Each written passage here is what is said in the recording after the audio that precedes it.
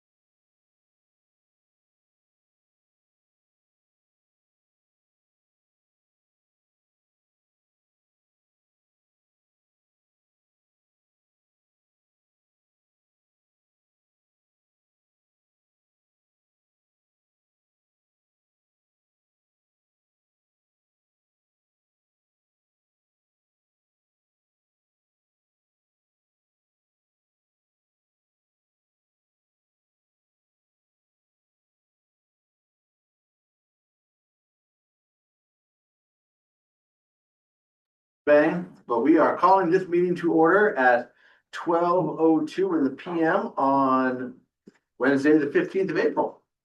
Welcome to Fast Planning Policy Board, everybody. Introduction of members and attendees. You want to call on us to introduce ourselves, or should we just go around the room? Sure. Mayor Church. Hi, I'm Mayor Church, City of Hartlepool.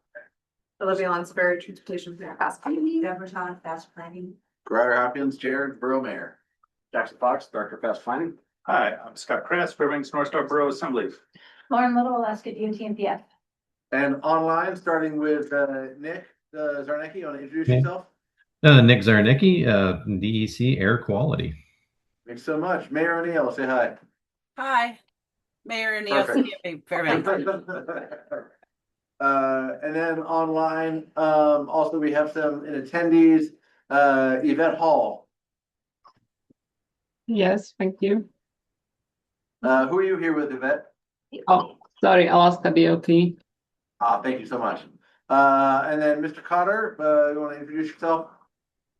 Yeah, Pat Cotter, with respect.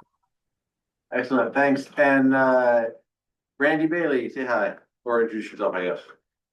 Randy Bailey, DOT Planning. Thanks so much. And Randy Warden. Might have been too fast. I just gave them unmute privileges, so, oh, there we go. Good morning. Happy to be Who are you here. with? Yeah, thanks, Randy. Who are you with here today? Federal Highways. All right, excellent, thank you. And then James Marks.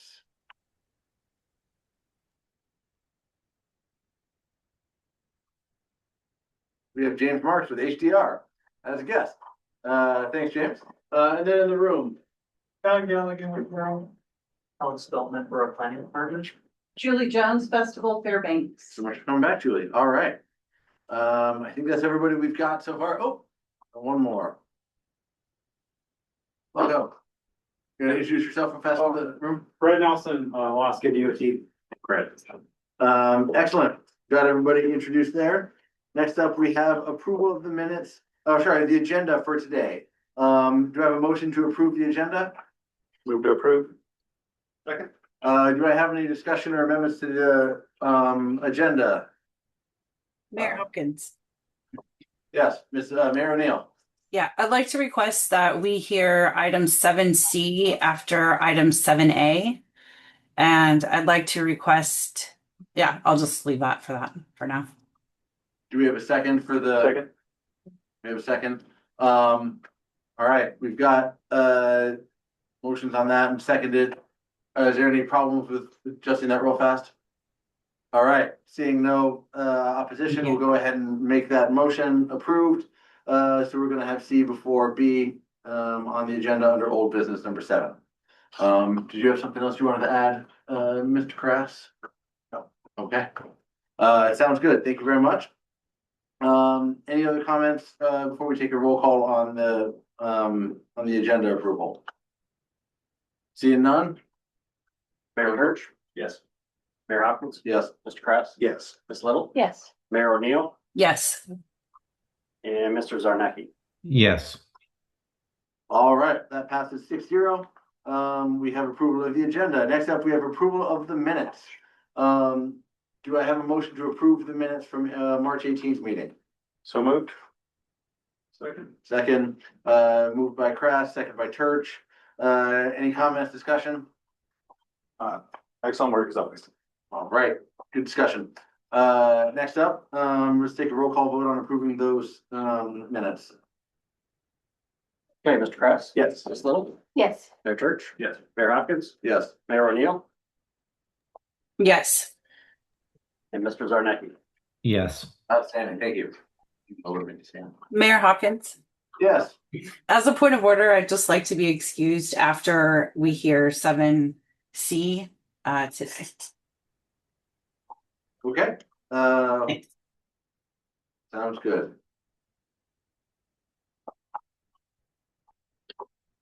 Thank you, Mindy. Next up, with that, moving quickly through, we've got our staff report, which starts on page 13 of this. Take it away, Mr. Fox. Yeah, thank you, Mayor Hopkins. A few items I want to highlight for some project and planning meetings over the past month. First one of which is we held a meeting in our office here on the proposed safety improvements at Trainer Gate and F Street with the two school principals out there for the elementary and middle school. We had the city's police chief and deputy chief, representatives from the city engineering department, and the mayor's office for the city at that meeting to discuss the proposed speed tables that would be included as part of the Fast Improvement Program for this fall, and some other activities to engage the students with on some pilot safety improvements out there, including painting some asphalt art murals to show potential bulb outs at that intersection to shorten the crossing distance for students, as well as we purchased some radar guns for students to monitor the traffic speeds out of that intersection from behind the fence and the safe proximity.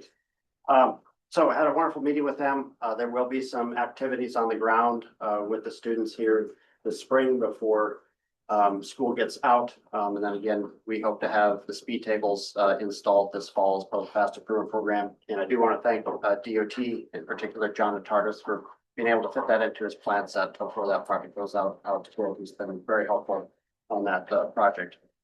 Also want to note that this past month, I have held in coordination with Randy Bailey at DOT Planning 3 dedicated meetings with our primary project managers at DOT working on fast lane area projects to look at the status of those projects and if there's any issues with those projects as far as schedule delays, any needs for increased funding.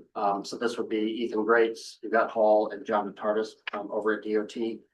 But basically, it looks like we're on track to meet most of our obligations this year, but some will slip. So I will be bringing forward either an amendment or an administrative modification to our TIP documents or funding plan at a future meeting, either in May or June. But I'm working with them closely to make sure that we obligate all the federal funds that were sub-allocated to us this year before the federal fiscal year end. Also want to note, we held a highway safety improvement program workshop here in our office that was extremely well attended between folks in person and online. We had 25 people attend that. There was a really good cross section of policy board members, technical committee members, and members from our Walk, Ride, and Roll Advisory Committee, as well as our Project Enhancement Committee. I do want to say thank you to Mayor Church and Ms. Tidwell on our board for attending that meeting and listening to some of the crash data that DOT is looking at for future project nominations of the Highway Safety Improvement Program. As an action item, an outcome of that meeting, we are going to calendar College Road and Badger Road for discussion at our May Technical Committee and Policy Board meetings, specifically opening up the discussion about a 3-lane conversion on College Road and some roundabouts on Badger Road. So we'll see what the outcome of that is, but we'll be looking for support or opposition to those safety improvements on those roadways next month. So you all will get a recommendation from our technical committee, and that will be on there as an action item for you all next month. Also want to note that the Fairbanks City Council did draft a resolution with regard to the Chena Riverwalk project. I did attend their work session to provide some comment and answer questions. That resolution did pass Monday night at the city council meeting. I did email that out to the policy board a couple hours ago prior to this meeting so that you have that for discussion today. On the next page, just a couple more items here underneath correspondence. I did submit the letter of support to the congressional delegation for the Basics Act, and I did present that to the Fairbanks Chamber of Commerce last week. Do not know if they are going to provide a letter of support or not, but I'm back up at Chamber tomorrow morning to discuss with them some hot topics of fast planning again, and so that'll be a check-in for me on if there's anything they're doing on their end on that. Also underneath organization, this was a big month for all of our insurance renewals. We have quite the list, you know, directors and officers, general liability, commercial property, auto, drone, health, dental, and vision insurance. And so we have renewed all of our policies moving forward. The one interesting thing is our health premiums actually went down this year, and I've never seen that in the past. So slightly, but typically we see a 5% increase per year, but this year it was actually about a 3% reduction. So that's good for us. And then under public outreach, we have advertised the new community transportation grant program. The application period was open April 1st and will close on April 28th. And we do have high interest and expect to receive a number of applications. At the close of that application period, we will have our project enhancement committee review and score those applications to pull together a prioritized list of those applications for consideration by the policy board. So you all will vote on the awards for those grants at your May 20th meeting. And then last, underneath funding, our TIP amendment number 2 has been transmitted to the Federal Highway Administration and Federal Transit Administration for concurrence on the air quality conformity determination. That was as of March 23rd. That they've had the document for a while, but there was a motion made at our last meeting with regard to air quality, so they've had that as of March 23rd. We've not received it, seen the concurrence letter come back yet, but we hope to receive that soon.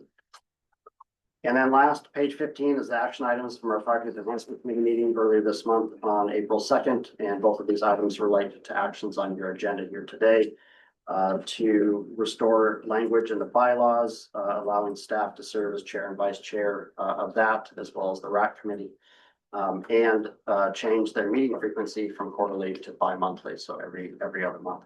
You'll take those action items under new business after today's meeting. And that concludes my report.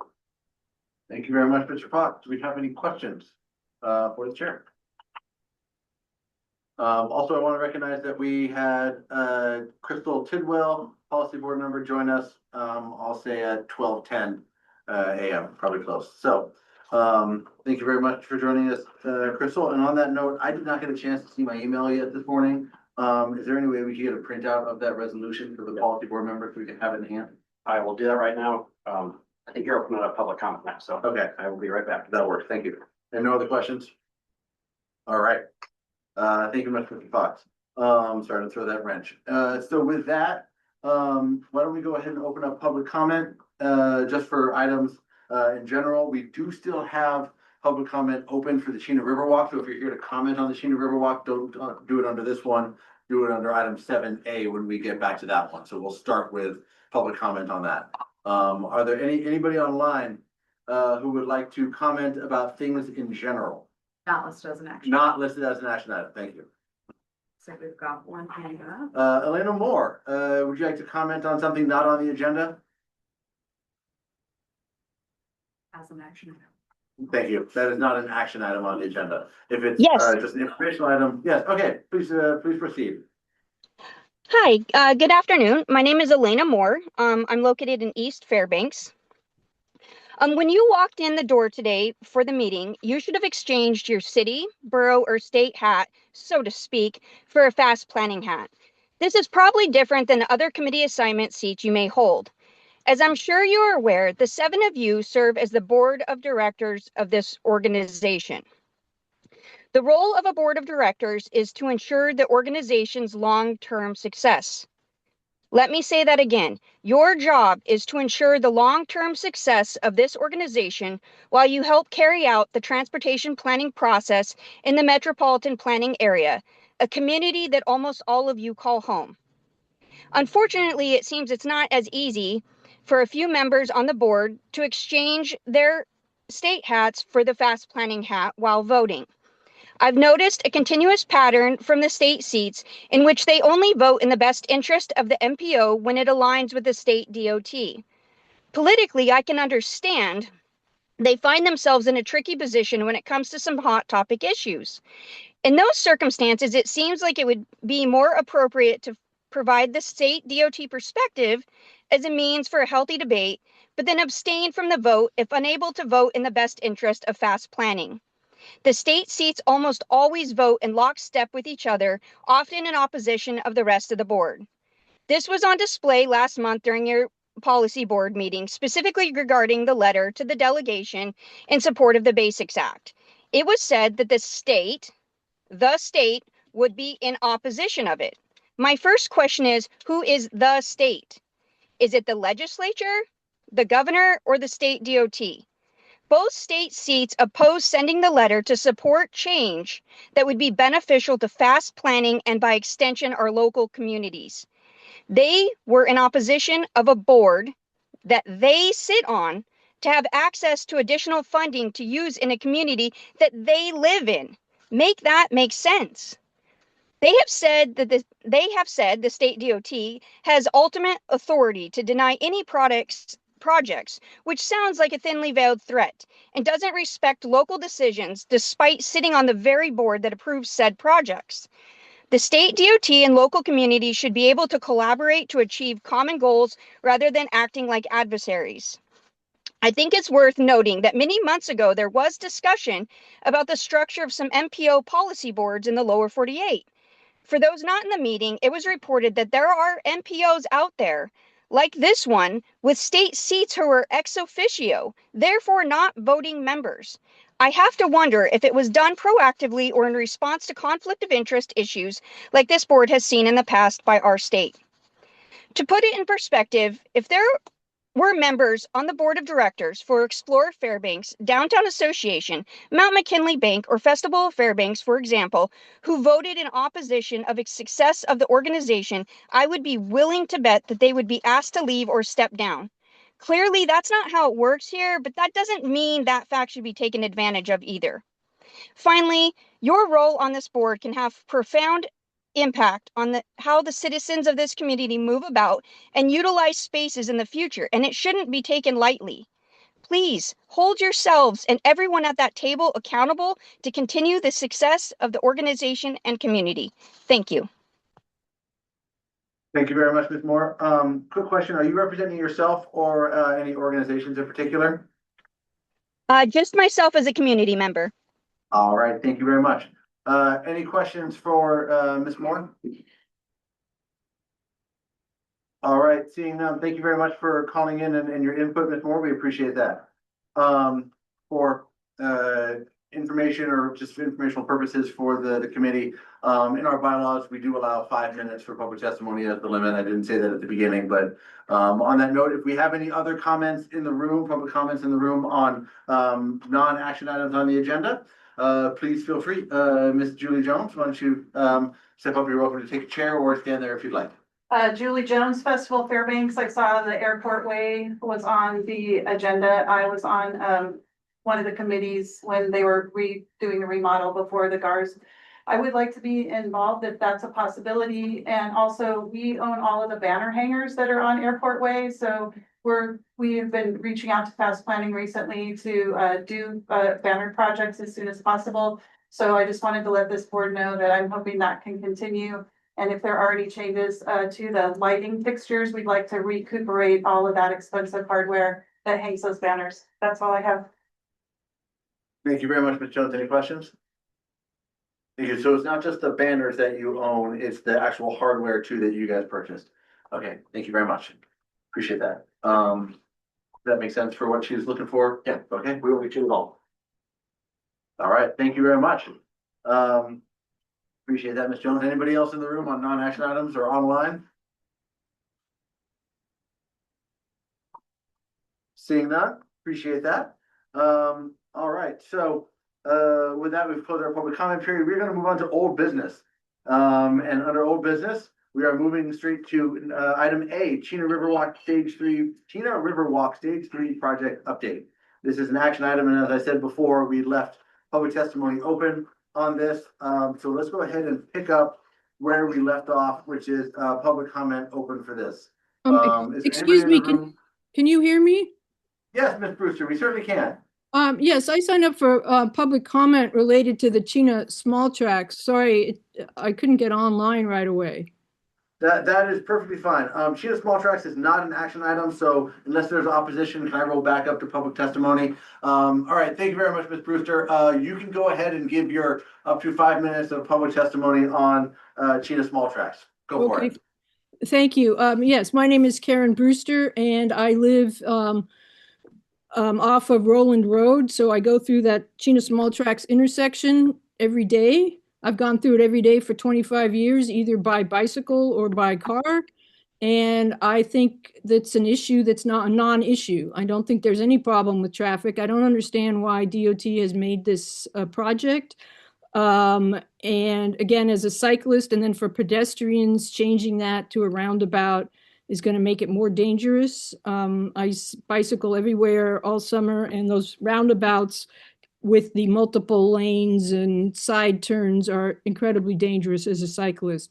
But my basic point is it's a non-issue, and it feels like DOT is making it a mountain out of a molehill, and I wish they'd spend their money to repair all the treacherous potholes that have developed on Chena Pump Road, Geist Road, under the underpass, through those intersections. They just patched them, I think, yesterday, but they're going to come back. They've been terrible the last couple of years, and I think the money would be better spent on that. And again, the suggestion, if they want to do something with that Chena small tracks, why don't they widen it to 2 lanes between Chena small tracks and, say, the pump house, whatever, that then turning onto Chena small tracks, you're turning into 2 lanes like you are through the rest of University West, and the traffic coming from Chena Ridge and Rosie Creek and out there could stay in the left lane and the traffic would flow. So those are my comments. Thank you very much. Thank you very much, Ms. Brewster. Any questions for Brewster on her testimony? Just want to clarify, we are also repaving Chena Ridge, Chena Pump through the overpass. That's a parallel project happening this summer. That's happening this summer as well? Yes. All right. Thank you very much. Appreciate that input, Ms. Little. I'll certainly will food for thought when we get to the questions and the periods on the item action or the agenda item on Chena Small Tracks.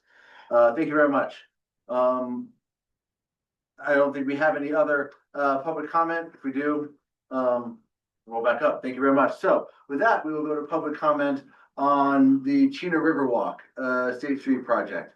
We kept that open. So is there anybody in the room who would like to comment on the Chena Riverwalk item that did not comment last time, or would like to, I guess, expand? I'll let you go again, Ms. Jones, if you'd like to expound on what you said.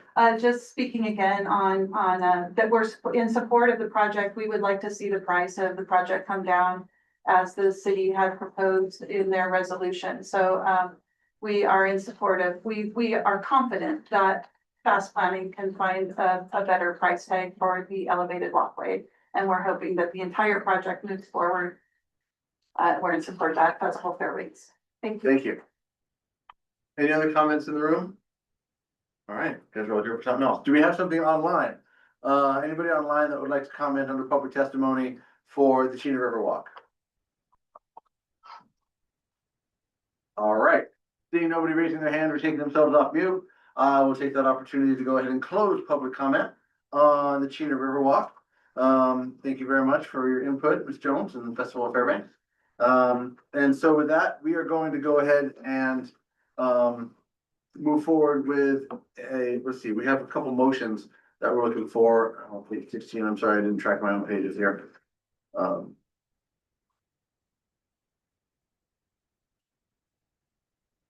All right, last time we had a motion to postpone this item until next time, which is this time. Let's see, do we have a motion on the table that we had moved forward last time?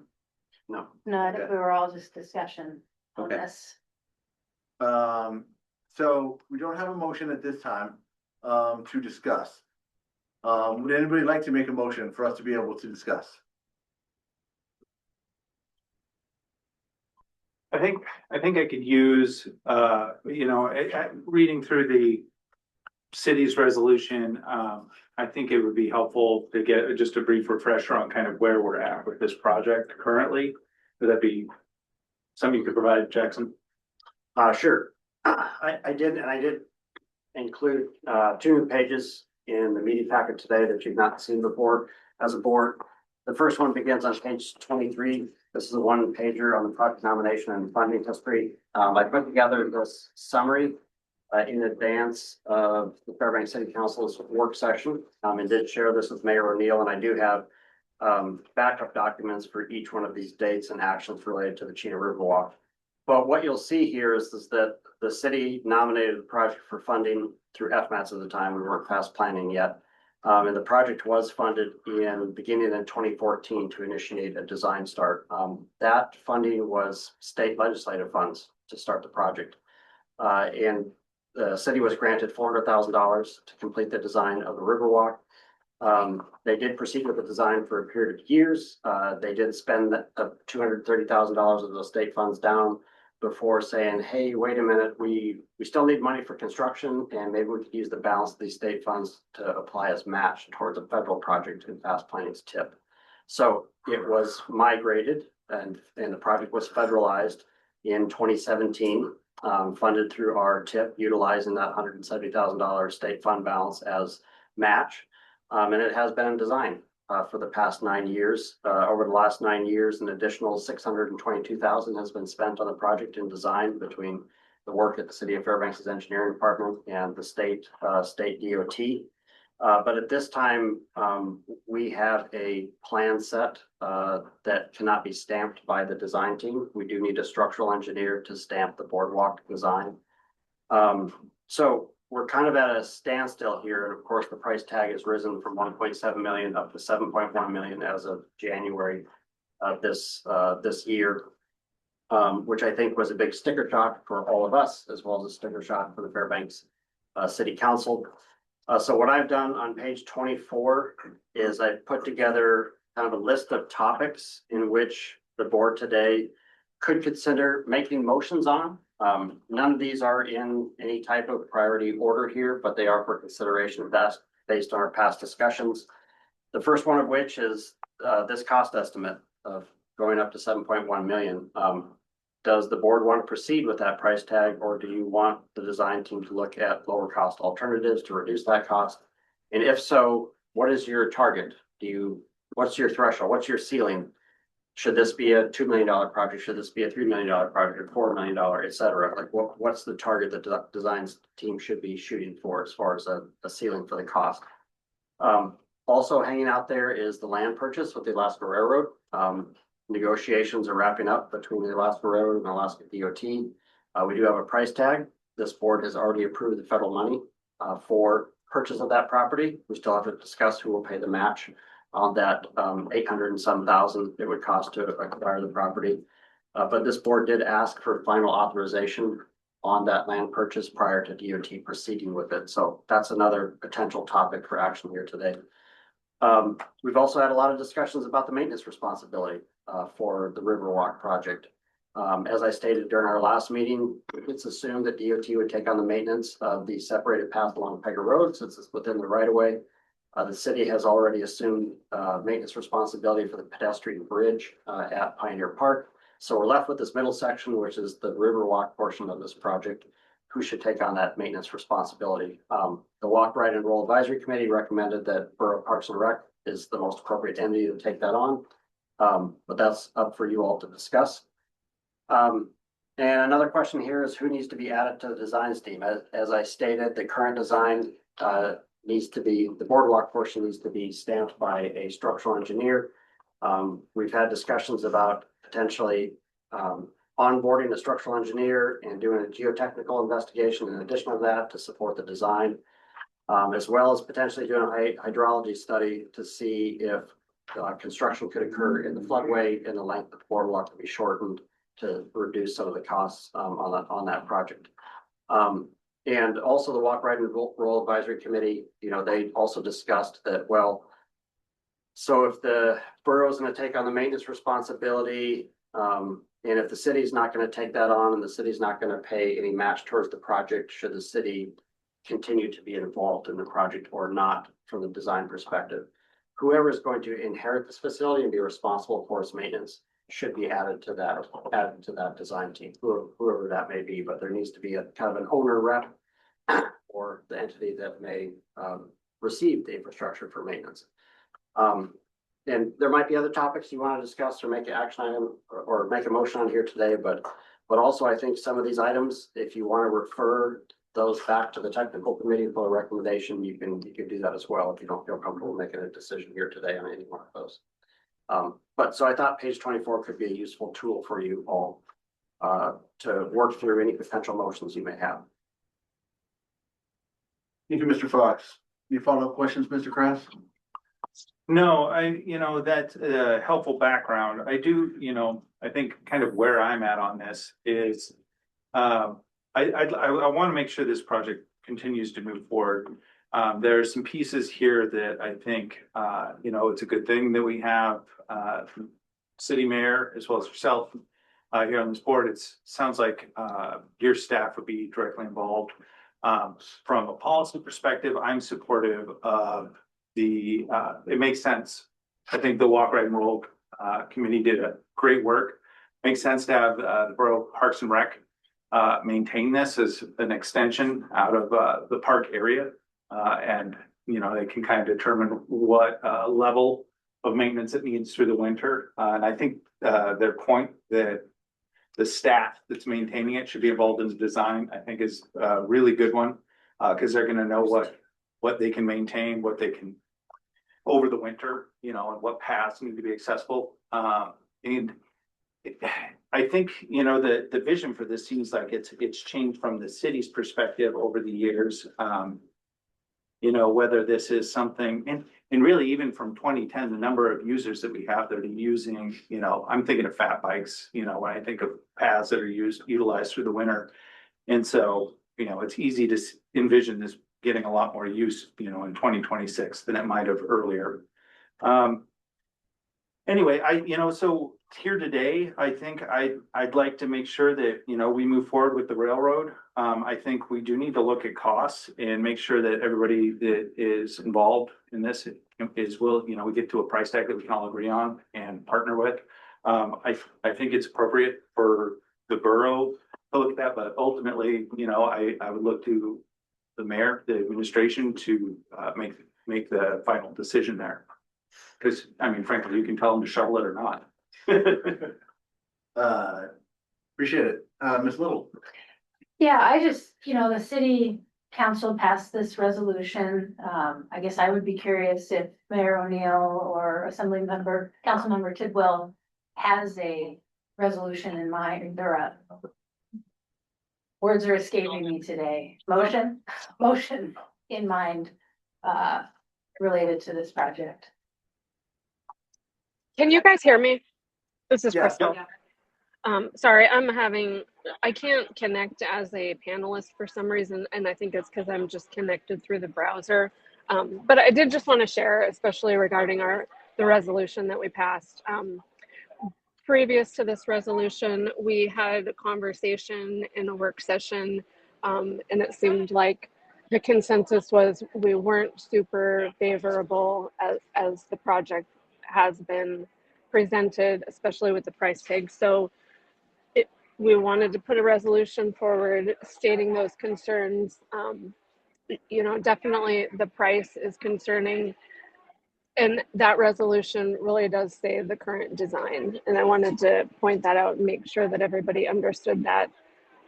My personal feeling on this project moving forward, I think that the concern, other than the price, obviously the maintenance, which that is something that's in the resolution.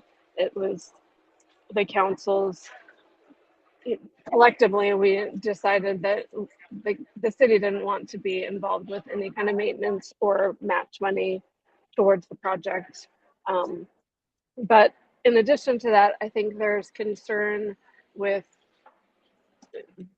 the overall project being kind of redundant to the bike path that's on the other side of the river and also on the other side of Pager.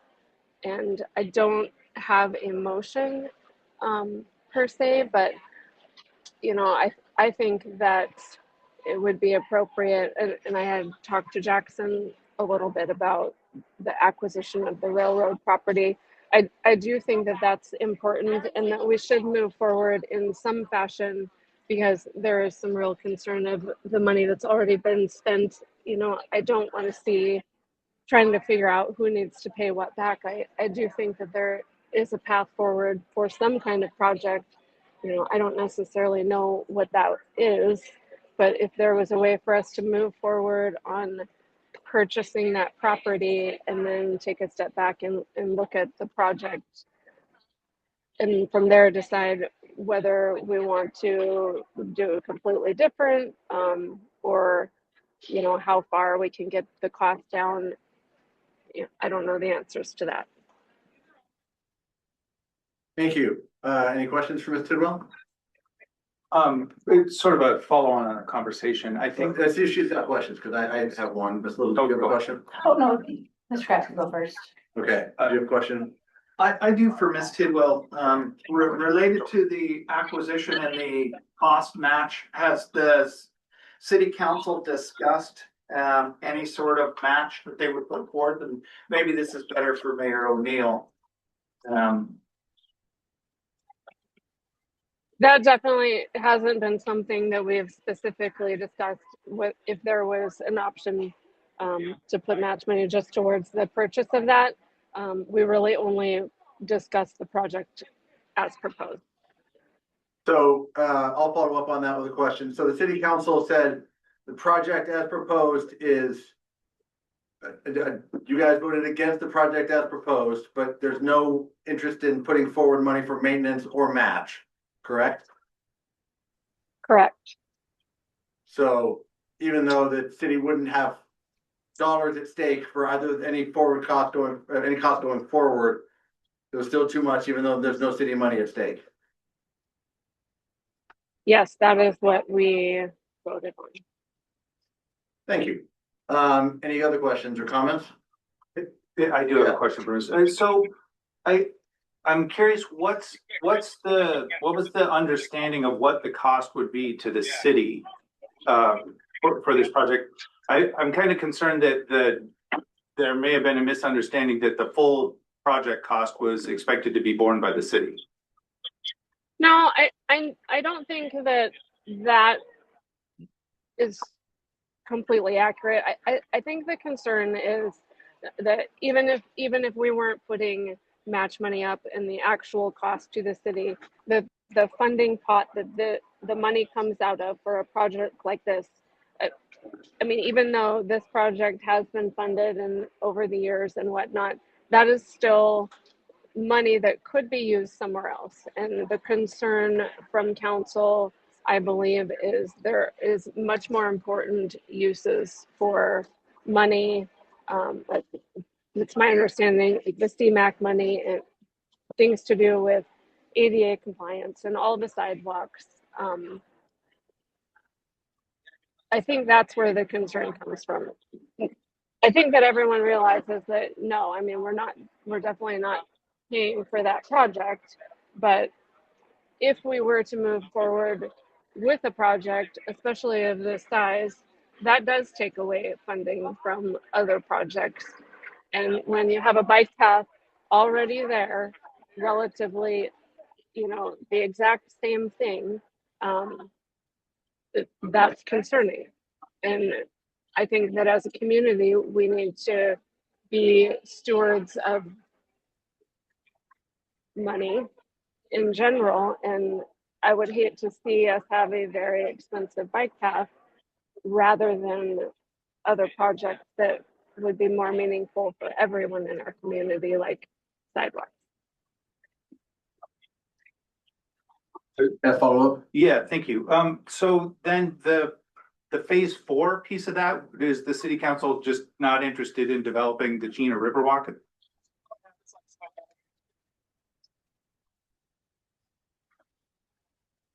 I don't, that's hard for me to answer because that's not really the discussion that we had. I think that with a much lower price tag, the Chino River Walk could be palatable. But our discussion was what we're looking at as designed, we're not favorable to that. And, you know, like Jackson had said, some of these things that could be up for discussion, you know, what kind of price tag would be something that everyone could support. You know, we didn't discuss that. I don't know what the answer to that would be.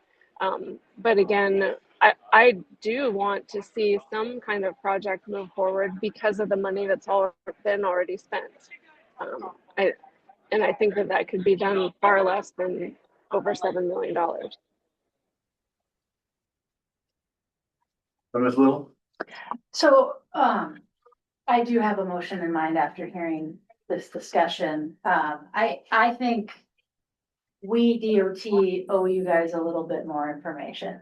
I see some questions on here that are not policy board questions. We have structural and bridge engineers at the department.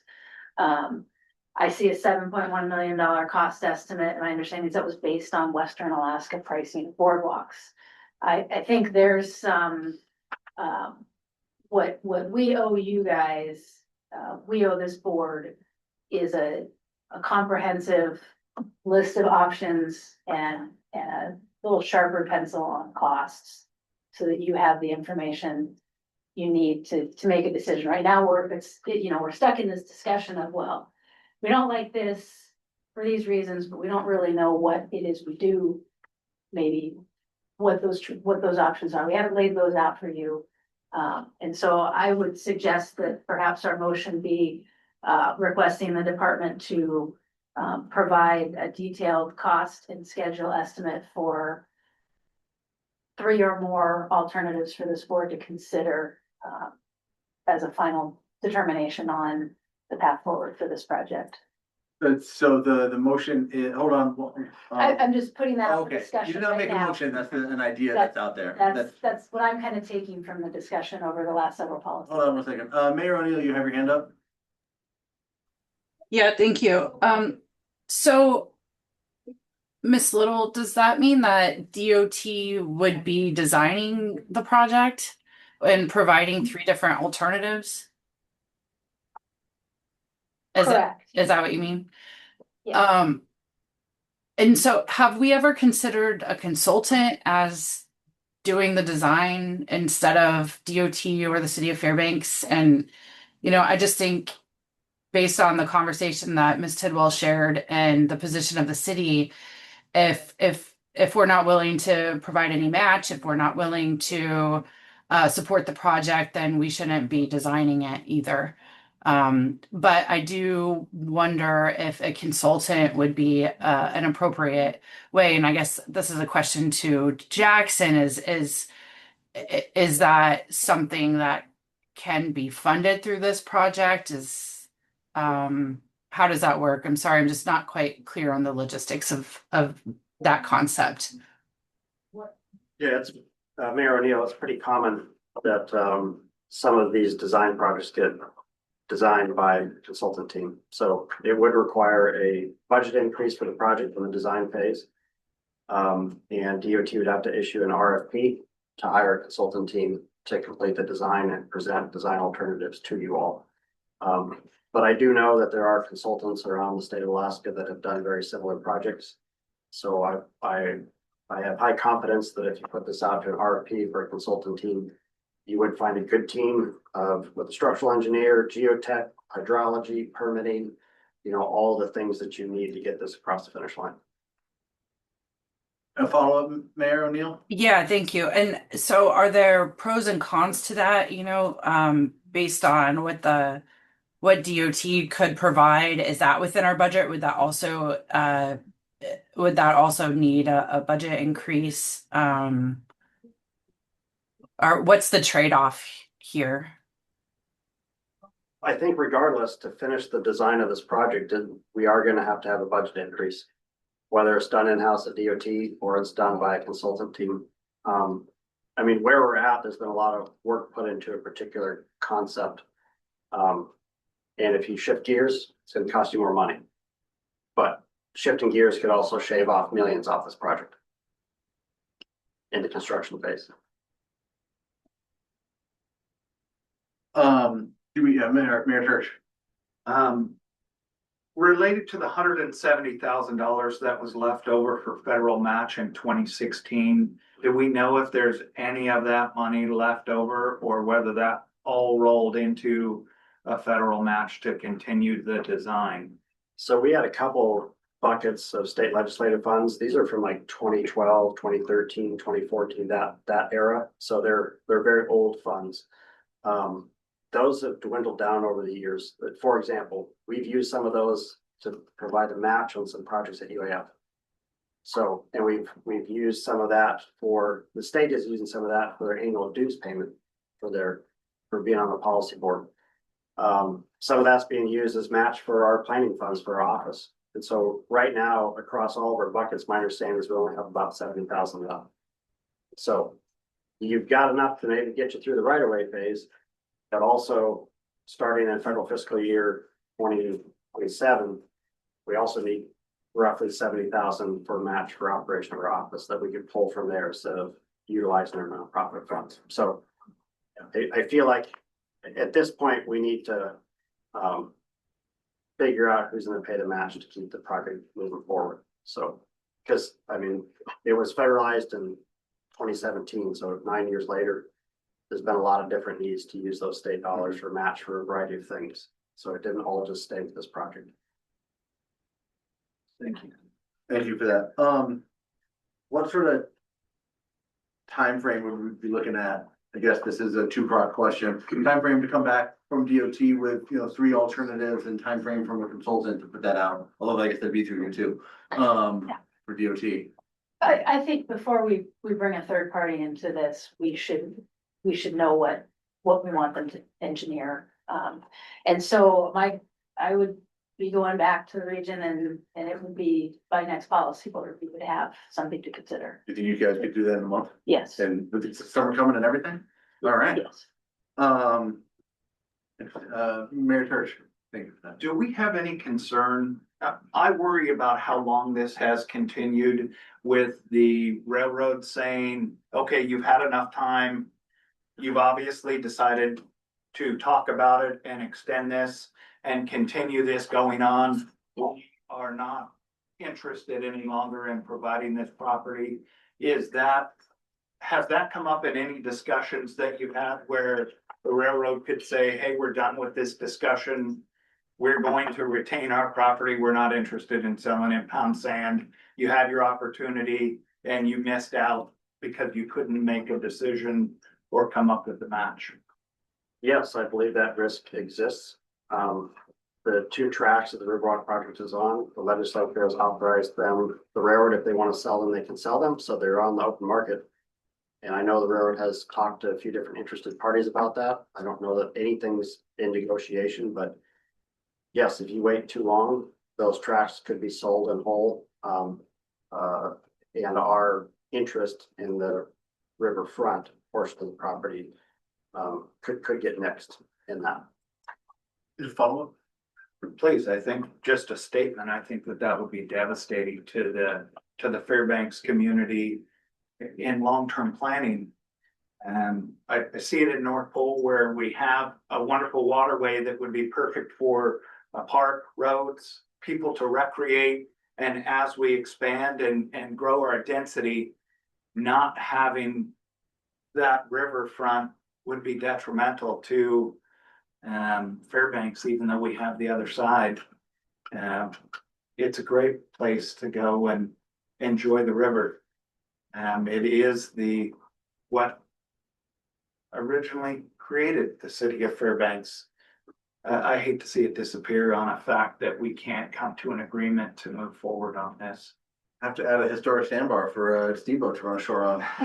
Mayor O'Neill, did you have your hand back up? Yeah, I did. I wanted to thank Lauren for offering to take a look at it and bring it back the next policy meeting. My question is there a cost to that? It would not be a substantial cost. This isn't, hours and hours of time to do this. We've had these conversations. We kind of know what those are. We just haven't laid it out cleanly. And then I think there's just some misconceptions around what may be required for this boardwalk design that, just maybe needs a little higher level folks in the room on those conversations to make sure, we're providing you guys with a very sound, this is absolutely what's needed versus where individual comfort levels are on some of these engineering details. So I think we have the bulk of this in place. It's a few hours of conversations and putting a nice package together for you guys. It's not something we would need this board to give us more funding for today. All right, thanks. Mr. Kress. Yeah, just thinking about Mayor Church's comments there, I think that, we could move forward with the land piece today. And we have the number and we have the funds to cover it. So it's too fast, correct? Yes. So I think moving forward that way, commits us to moving forward on this project. But we can get DOT, get their pencils out, and the way that I've seen bids come back recently, I feel like things have leveled out. Those days of, for a few years ago where everything was coming back double, it seems to have calmed down. So I'm hopeful that, we'll be able to, DOT will, I mean, gosh, you guys do, every bridge in the state, so I imagine a bike path should be short work. So I'd move that we approve the purchase of the land, and then I think that'll be a good first step, and then we can move on from there. So we have a motion on the table to approve purchasing, completing negotiations and purchasing of the right of way from the railroad. Do we have a second? I'll second that. Moved by Kraft, seconded by Church. Do we have any discussion on that motion? Ms. Little? So I just want to be really clear, once that property is acquired with the federal monies, that property that is our alternative. There are no other alternatives now. Doing something with it. We now have to do something with it or pay those dollars back with federal funds in the future. Do you know the timeline for when we have to do something with that? Either Mr. Foster or Ms. Little? There is no more time trap, so to speak. But certainly, we don't want projects to sit on the books forever. Not double the time that we've been dealing with this sort of thing? Exactly. Understood. Does that make sense, Mr. Fox? Yes, I understand what she's saying. Yeah, there used to be a 10-year time limit or time trap, but that's no longer in regulation. Okay. Mayor Church? Sure. Related to federal funds, what are the stipulations and requirements that federal funding would bring? If, let's say we were able to run a dozer down through there, create a trail, bring in gravel, build that up. Is that within federal standards, or what federal standards are out there that we are now required to live up to because we've acquired this through federal funds? I wouldn't say that there's any special strings, right? It is a little bit awkward because the project was started under the city of Fairbanks, so I assume there was a maintenance agreement associated with that. And they're essentially saying with this resolution that that's not something they're interested in anymore. So there is somebody that's going to have to sign on the dotted line that they will maintain it to the federal standard. It does have to be ADA compliant, so that may preclude just the dozer and some gravel, right? I think the bigger issue is one of the discussion points around the design of this was right now, the right-of-way acquisition that we've done is based on a very narrow footprint, right? This sort of boardwalk style. You can make it less expensive with an embankment style design, but that may not fit in the property that we've currently negotiated with the railroad. And so if we move forward with this acquisition, that's locking us into this boardwalk design. Now, I think boardwalk design really is 7.1 million. I have serious questions about that, but I don't think it's 2 million either. And that's where I feel like we as the department owe you guys a little bit clearer information to make decisions on. Any option that has us going back and renegotiating anything with the railroad is what I would strongly advise against. So those are the two key points. we have to comply with ADA, you know, we have to, the rest of the laws and stuff we would have to do regardless of federal funding or state funding, right? Floodplain regulations, core permits, that stuff isn't specific to the federal funding. Mayor O'Neill, you got a question on that as well? My comments are, I think that this project should go on. I think that the land rights should be acquired. But I'm still upset with the railroad for turning their back on our community after decades of promising this land for community development and for, you know, the benefit of the residents. I'm upset at the amount of money that they're requesting for us to do something that has been a project that's been discussed ad nauseum over decades. So while I do believe that we need to acquire the land, I want it on the record that I don't think the railroad is being good stewards with the community at this point. Duly noted. Thank you, Mayor O'Neill. Ms. Tidwell, you wanted to add something? Yeah, my comment, I guess, would be hearing what Lauren has to say about if we acquire the land that because of the size that has been negotiated, that we're locked into a similar design, which is going to include a boardwalk.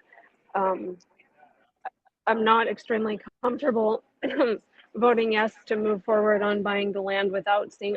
I would really like to see what the DOT can bring for possible alternatives before making the decision on that land. How wide is the right of way that we're looking at purchasing, Mr. Fox? It varies, I think about 120 feet. Some places are more narrow, 80 feet or so. I could show you a figure. I don't think we have it in mind, but you could see it. Some parts are narrow, some parts are wider. There. So we're buying the blue part. I see. Yes. Okay. So we have a motion to look at purchasing the right of way. We've got, and we have a second, so we're dealing with that motion right now. I'll add, you know, between 80 and 120 feet. I know things would have to move through there based on floodways and where we can make it work and angles that do not understand. And so I think, you know, within that number of feet, we can have some options that come back to us. Because I think the next motion on the table is going to be, do we want to pick a number for a dollar amount and then see what DOT can come back with for ideas. I think that motion should put that discussion to the technical committee to pick items and maybe make a recommendation to us of what combination of options that they like that come back from DOT within a certain dollar amount. I think is a decent number. We can do a combination. It doesn't have to be a pure embankment. It can be a combination where it gets skinnier of some metal grate work that doesn't have to be a boardwalk. This little made a heck of a good point. This is based on Western Alaska boardwalk costs. And I think metal grates actually come in much lower. I think those are a wonderful option for maintenance and for usage and for snow. You deal with them in Juneau and they are outstanding to deal with. They ended up coming back more expensive than cement for Carlson Center steps, but it can be different than boardwalks and the structural integrity and what's needed. So, you know, I think if we ask for options that can fit within the right of way in place, and we do a combination of, for the next motion, combination of embankment, boardwalk with metal grates, and a combination of the two, I think we can find something that fits well within 80 to 120 feet, as well as reducing that cost. So I think we should be moving forward with this project. And the right of way is the important part to it. So speaking to that amendment, you're looking in the packet here. I'm talking to my community planning department. Loops are a positive. Loops are things we're looking for in our Chena Riverwalk plan and in our comprehensive plan. Using both sides and access to the river in our community. A wonderful feature that started our town, as Mayor Church pointed out, is in our Chena Riverfront plan, has been for decades, and our comprehensive plan as a borough for the long-term impacts. You know, the city has dedicated seats on the Chena Riverfront Commission at the borough to make sure that their input is there. And they have for decades. So I think, you know, that voice has been put forward, that this is the kind of plan that we want to gain access to the Chena River, to be able to create loops. And we are not going to be able to do it without purchasing the right of way that I think is wide enough. So I'm looking forward to supporting this amendment and moving forward with something as we see the options in the future that we've been hoping for decades. Any other comments? All right, with that, we have a motion on the table to conclude negotiations with the borough, or sorry, with the railroad, and move forward with purchasing that with available funds that we have in place that are dedicated to it. Is that the correct motion that I had, Ms. Todd? Yeah, that's pretty close to what I have. Okay. Can we go ahead and have a roll call? Yep. Mr. Kraft. Yes. Ms. Little.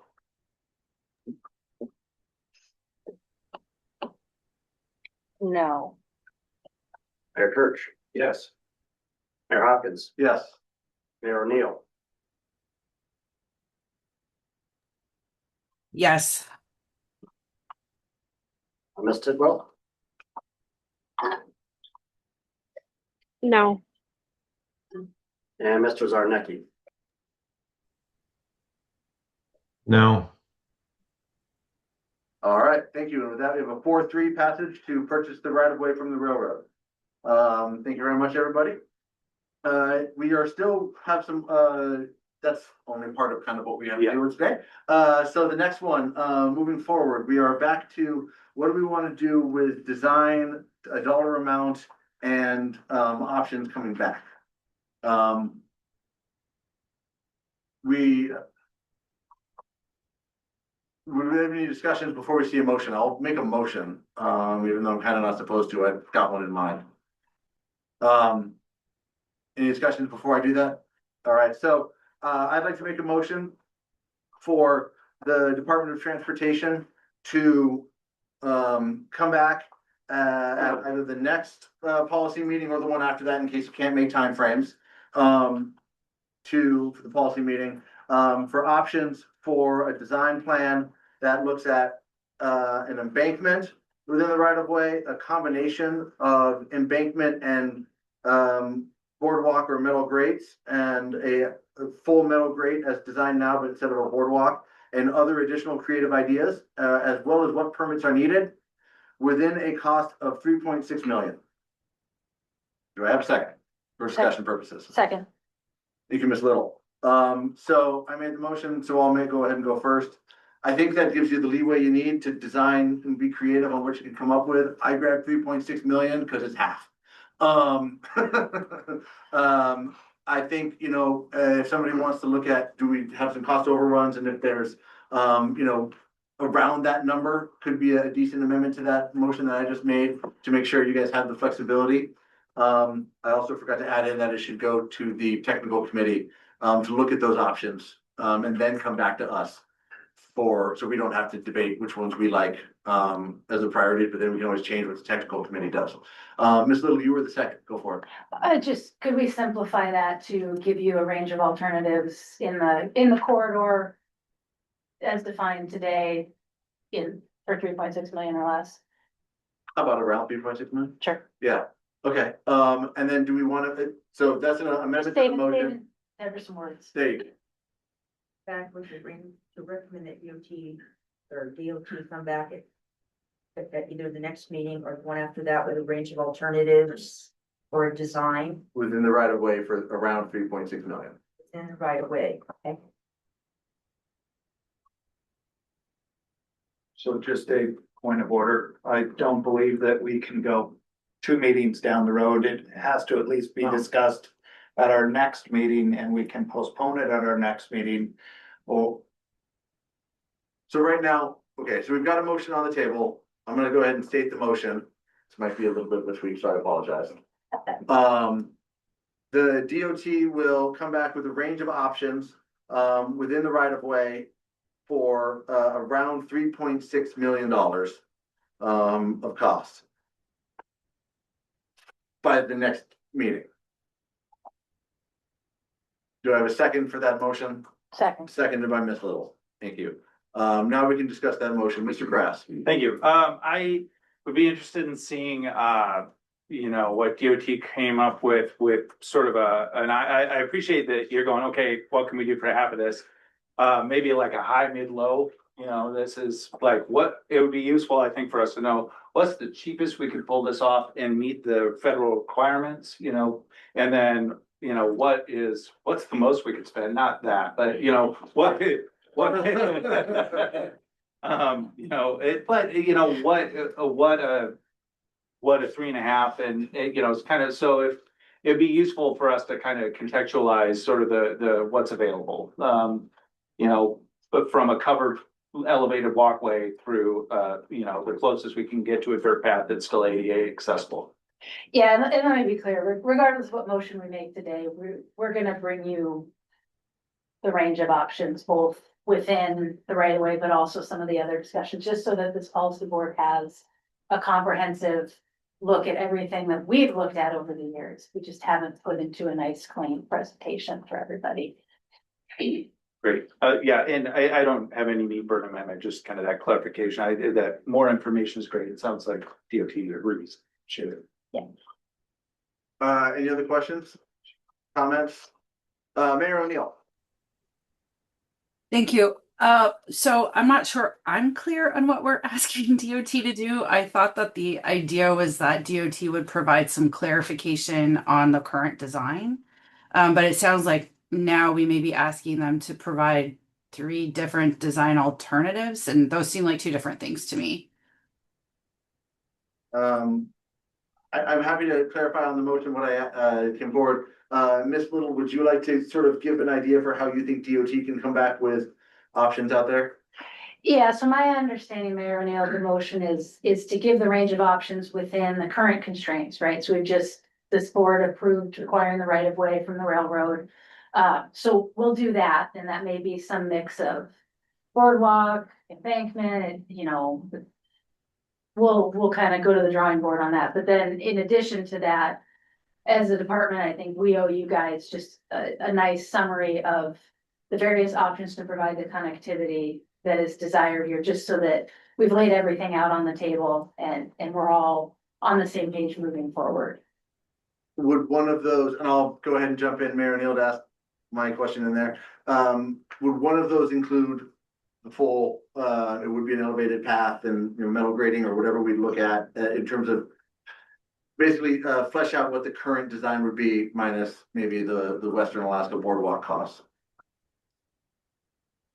Yeah, so my understanding of your motion is you want to know what the lowest, what the gold plate through the bare bones options with that red line on the map in that right of way acquired would be. And so we'll look at various construction techniques, materials, whatever that looks like to make that fit. So now there will be some things we may not be able to answer in that time frame, like will this meet the no rise criteria of the floodway, right? That takes more analysis, more time.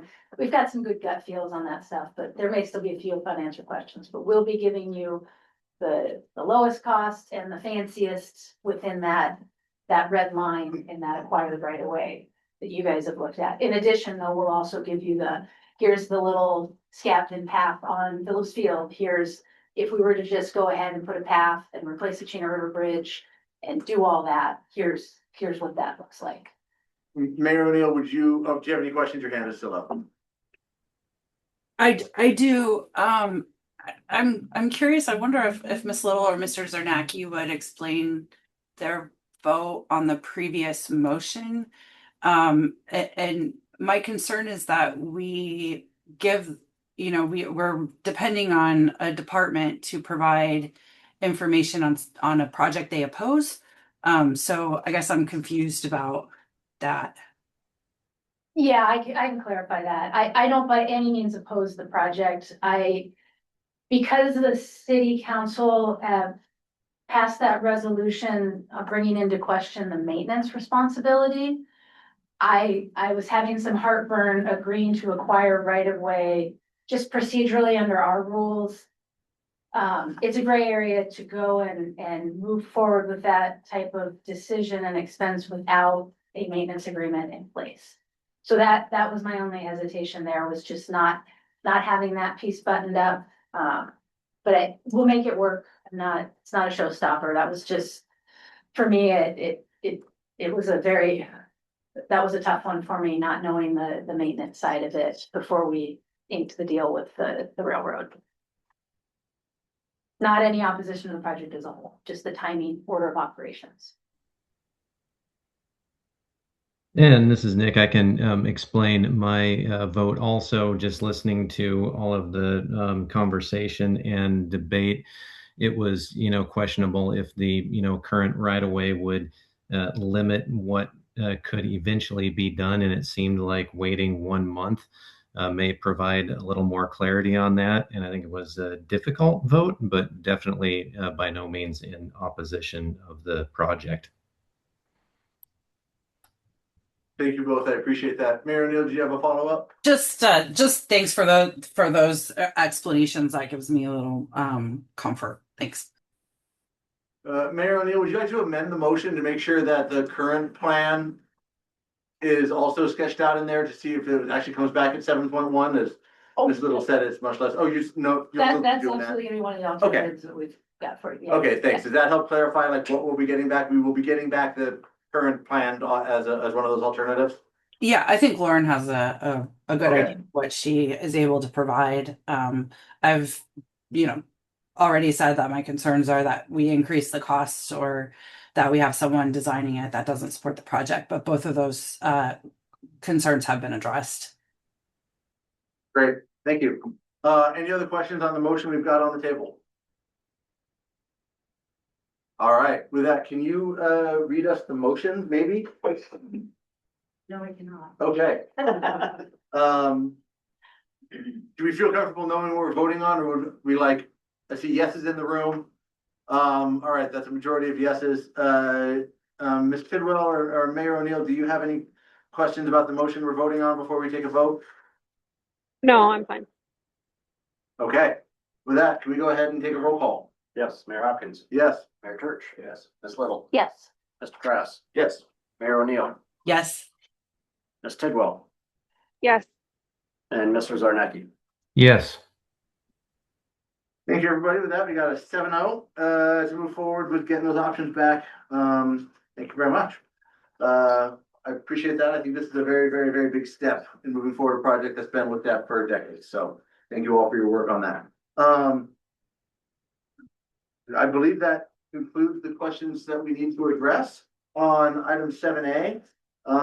Looking at page 24, I don't think we need to deal with who's going to deal with maintenance and match funds right now. We discussed who needs to be, the current design team going forward. Past that, I think that'll be a conversation for the next one when we move forward on funding discussions.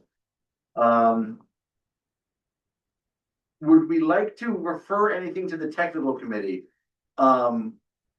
I guess we can probably do that when we get the options back. Okay, we'll punt. All right, well, thank you, everybody. Congratulations to us taking a big step on that.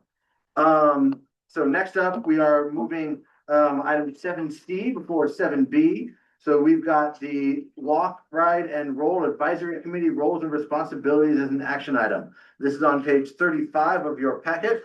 We're going to be taking an action on reconsidering accepting revisions of roles and responsibilities document for additional member seats as well as, I believe, meeting time. So, Mr. Fox, can you take us kick us off at page 35?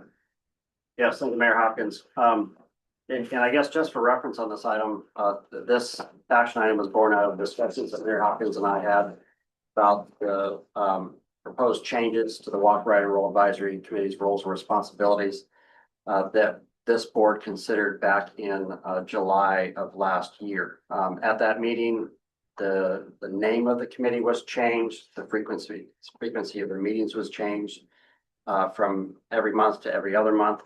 But we also had, in what I think is my opinion, shown on page 37, Olivia, is relatively benign revisions to the roles and responsibilities as far as expanding the list of user groups that they represent. I think that this committee recognizes that their work does not just relate to bicyclists and pedestrians, but folks of all ages and abilities. We expanded their list based on the discussions that they have at just about every meeting to transit users, students that ride school buses, micromobility, senior and human services transportation, mobility for people with disabilities. And so those revisions are reflected there on page 37. Trying to add in that language, that motion did fail. I think it was, the vote was 5-2 at our policy board last July. In addition to that, page 38, there was also a request for adding in some additional seats for this committee to represent specific user groups. So transit, people with disabilities, the school district, law enforcement representative. It was not the recommendation of this committee or of staff to make them ex officio non-voting members, but I believe that was a recommendation from our technical committee. So that language was added there. But a year later, obviously they did a lot of great work on the King Riverwalk recommendations to you all. It's a very cohesive group that has a lot of different perspectives, a lot of different backgrounds.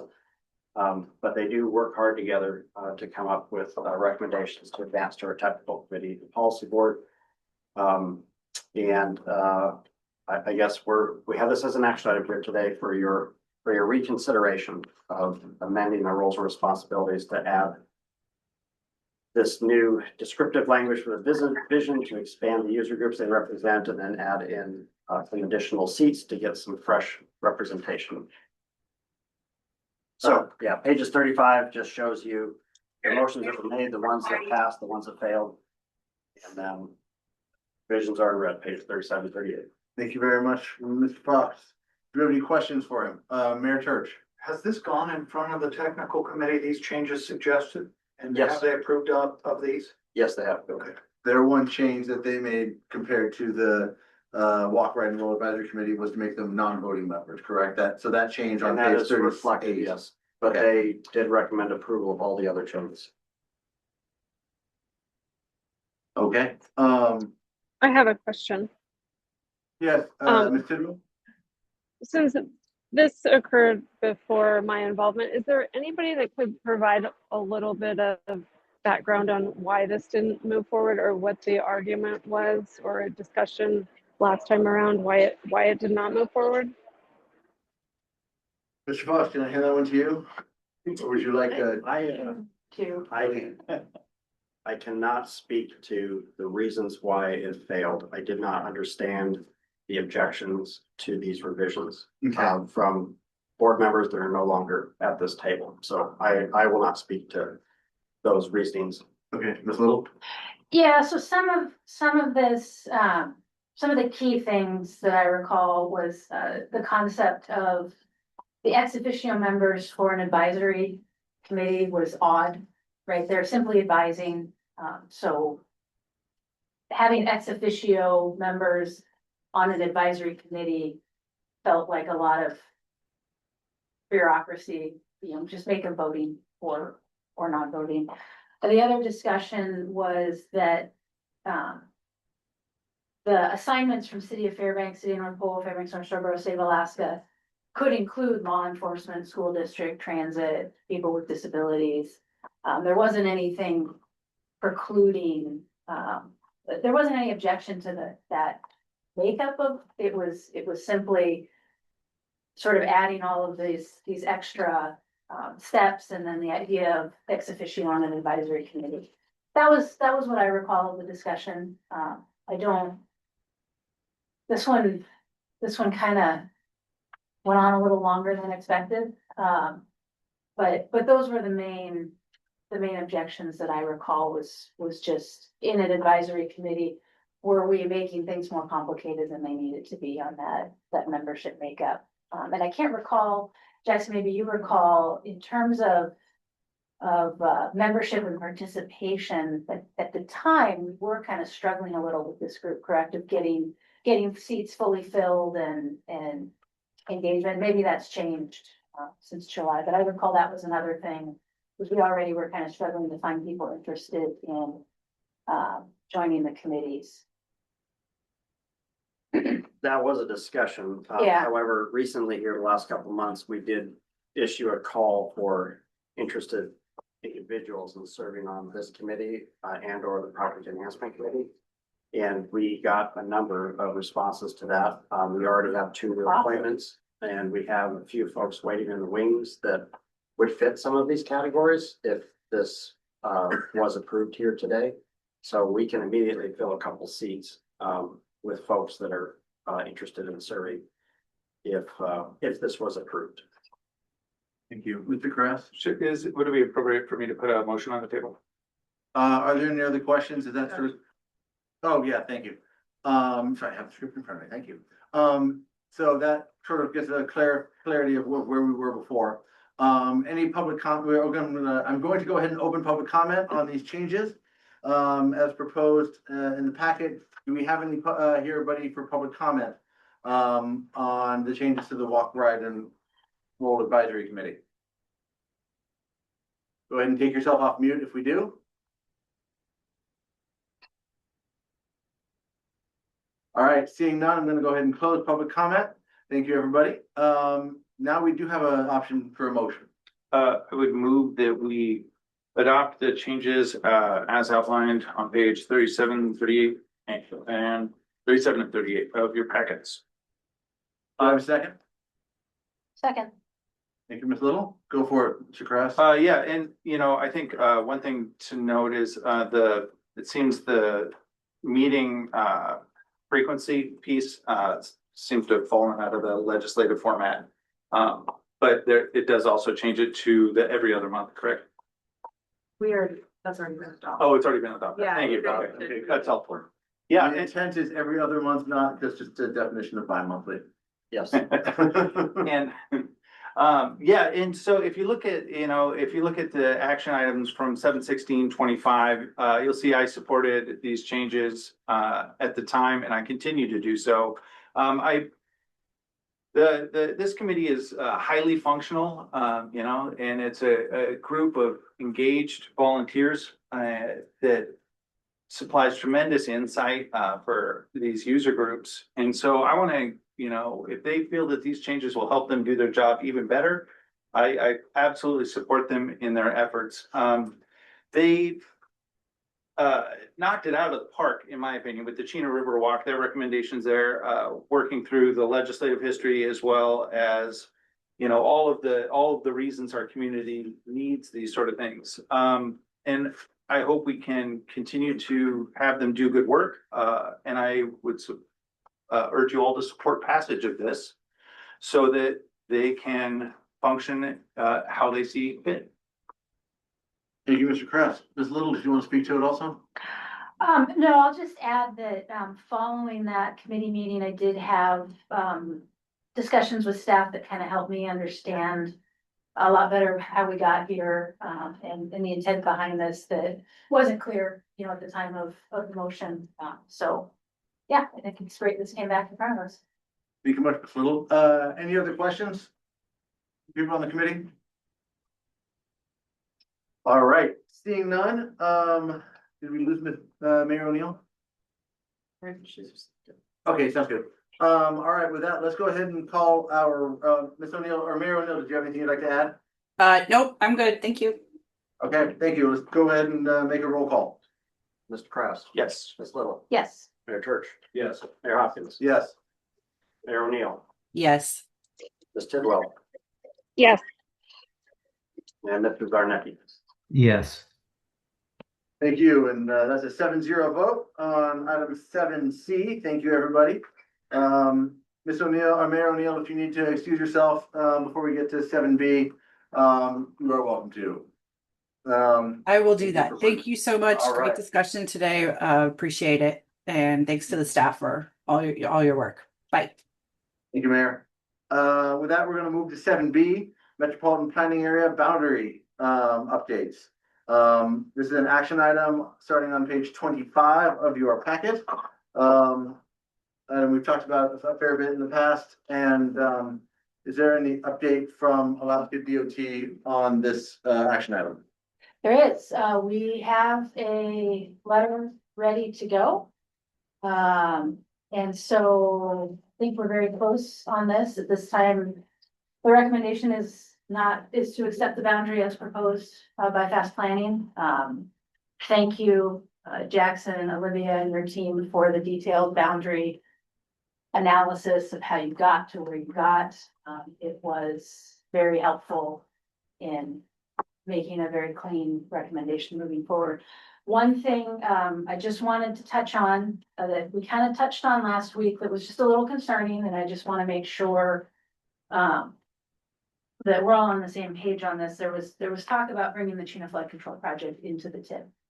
Now there's about 29 million of advanced construct payback, is my understanding on that project, that would have to be in the TIP or STIP, depending on the timing of the boundary approval moving forward. But it was just a little bit concerning. The project is fully obligated. It has a federally approved scope. It has all of the required permits, federal, local, et cetera.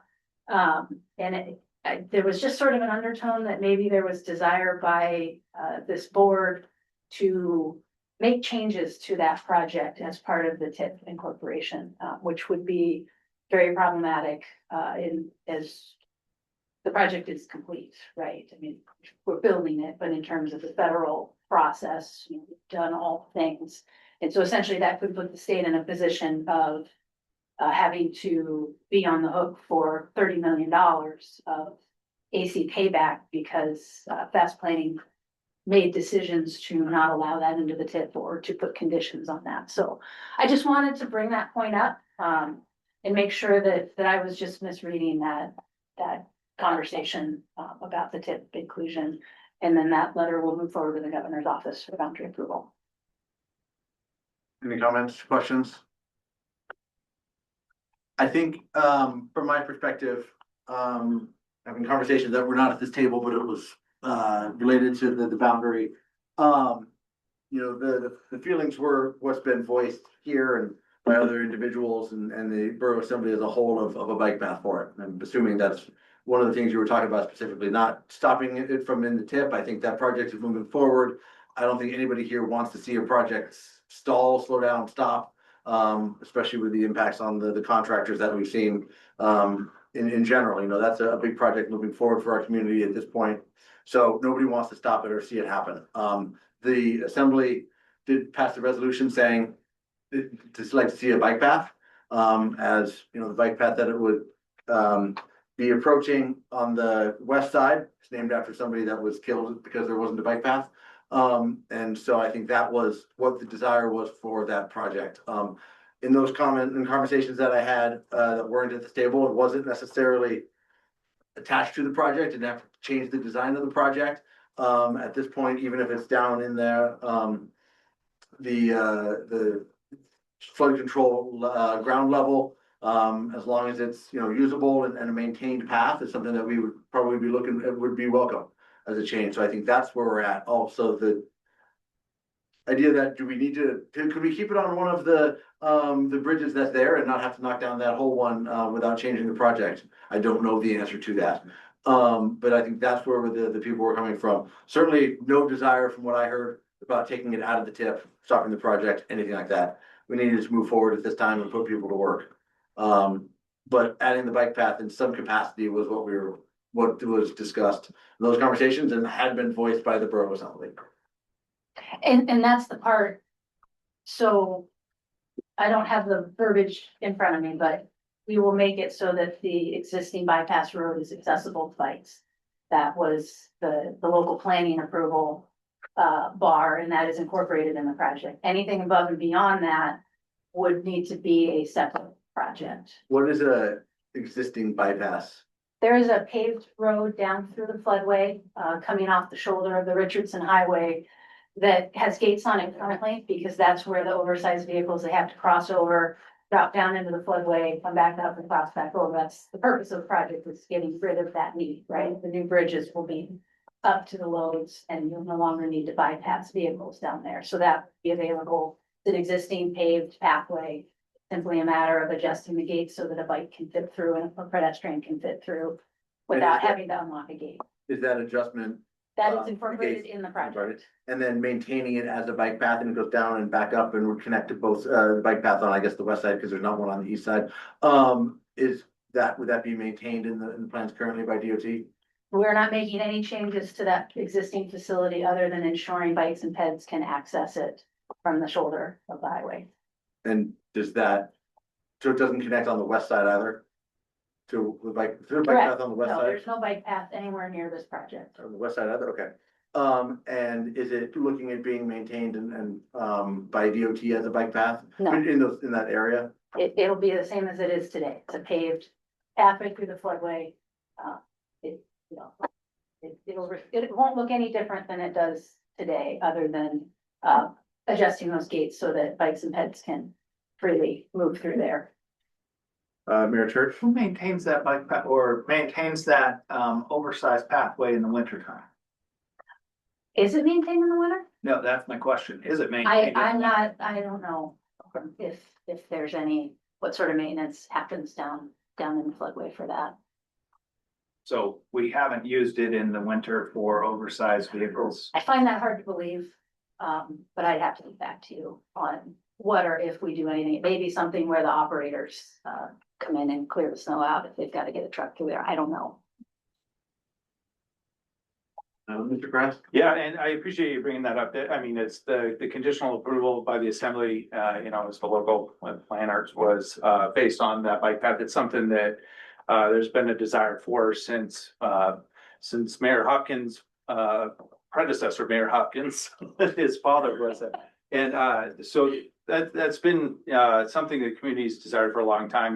There's been, deaths of cyclists in the area. So I think it's important, that DOT remembers here in the local level and our need for that. And I appreciate, looking at that, turning that existing road into a bicycle facility. I understand there was some issues perhaps with federal requirements around hydrology for keeping up the other bridge. And they wanted us to kind of get everything out of the river. And I guess just to continue on the use of cyclists, if that's flood control project is in a flooded state, there's the shoulder on the bridge as designed. Is that wide enough to accommodate a cyclist? Yes. Okay. How wide would that shoulder be? They're 8 or 10 feet. I can't remember off the top of my head. Okay. Miss Tidwell had to jump off, her plane is boarding, so we're down to 5. So with that letter going forward to the governor, are we able to, I guess, see that letter after it is signed? Yes, you'll get a copy once the boundaries are approved, as will Federal Highways. Okay. Federal Highways have any questions if you guys are still online? Hi, this is Emily Haynes with the Federal Highways Alaska Division. I don't have any questions. I'm very happy to hear that this is moving forward. Thank you much. Any other questions? I'll go ahead and hold off on that. So right now, I'm gonna go ahead and open the public comment. Do we have anybody here to comment on this action item for the boundary expansion? Anybody online? We do have one. Elena Moore, please go ahead and give your public testimony. You have 5 minutes. Hi, Elena Moore again from East Fairbanks. I was pleasantly surprised to hear the update from the state DOT today. I was at a loss at why this was still being discussed 2.5 years after the boundary was unanimously approved by the policy board. I didn't understand what was so controversial about the expansion of an existing boundary for future planning efforts. I would be willing to bet that the approval of this boundary has taken longer than it did to gather the census data and construct the new boundary. It's been used as a bargaining chip in an exploitation effort for concession of local planning control by attempting to open and change the operating agreement of the organization. Their own lawyers admitted on record at a policy board meeting that they didn't want to have approved this boundary because then that flood control project would be subject to policy board approval. Last fall, the flooding in Western Alaska was used as a pretext for the postponed approval. And during the meeting last month, the state tried to hold up the process by overcomplicating the boundary to include a legal description. Let me ask you this. How does the current amended boundary that was approved by the same governor read? Is it similar to the format of the current boundary? And is it similar to the format to the new boundary in question? That's to say that this has been delayed over and over, and I'm hesitant to get too excited about the new update that it's going to be approved. I, as a community member, would like to know what the timeline on approval is, and be the state be held accountable to a timeline instead of false promises that have been made, like in the past. Thanks. Thank you very much, Ms. Moore. Anybody else have any public comments they would like to add? All right, seeing none, I'm gonna go ahead and close public comment. Do we have a motion on the table? Or does anybody have a motion they would like to make?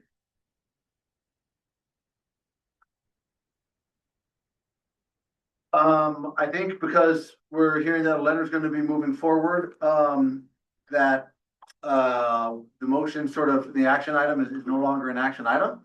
If I'm reading the situation right, at this point, I think if we can have that letter as a informational item at the next board meeting, I think we'll be able to avoid having a motion at this time. To ask the question that was posed by the public comment, the boundary accepted is the boundary that was put forward by, the boundary in the letter being accepted is the boundary that was put forward that we've been looking at for a little while. Correct. Okay, thank you. Mr. Kress. Yeah, I think maybe tabling this item to our next meeting might be appropriate. You know, if we don't want to keep, we can't keep kicking this can down the road, but I'm willing to kick it one more time. I think that's a safe actual action item. Then we make sure the letter's there at the next one. And if not, then we can move forward on the action item. So we have a motion to table this item until the next policy meeting. Do we have a second? Seconded by Church, moved by Krass. Thank you. Let's go ahead and vote on that. Okay, Mr. Krass. Yes. Mayor Hopkins. Yes. Mayor Church. Yes. Ms. Little. Yes. Mr. Zarnecki. Yes. All right, thank you. Appreciate that. I also want to go ahead and say thank you, DOT, Ms. Little, and the work up the food chain to get that letter move forward. Looking forward to putting the can in the trash in a month from now. Thank you very much. You're in the recycling bin.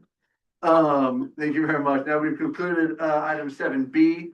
We're going to move on to 8, new business, number 8, a project enhancement committee meeting frequency. We have an action item here starting on page 40. Mr. Fox, can you give us an update on what this action item is and see if we got questions?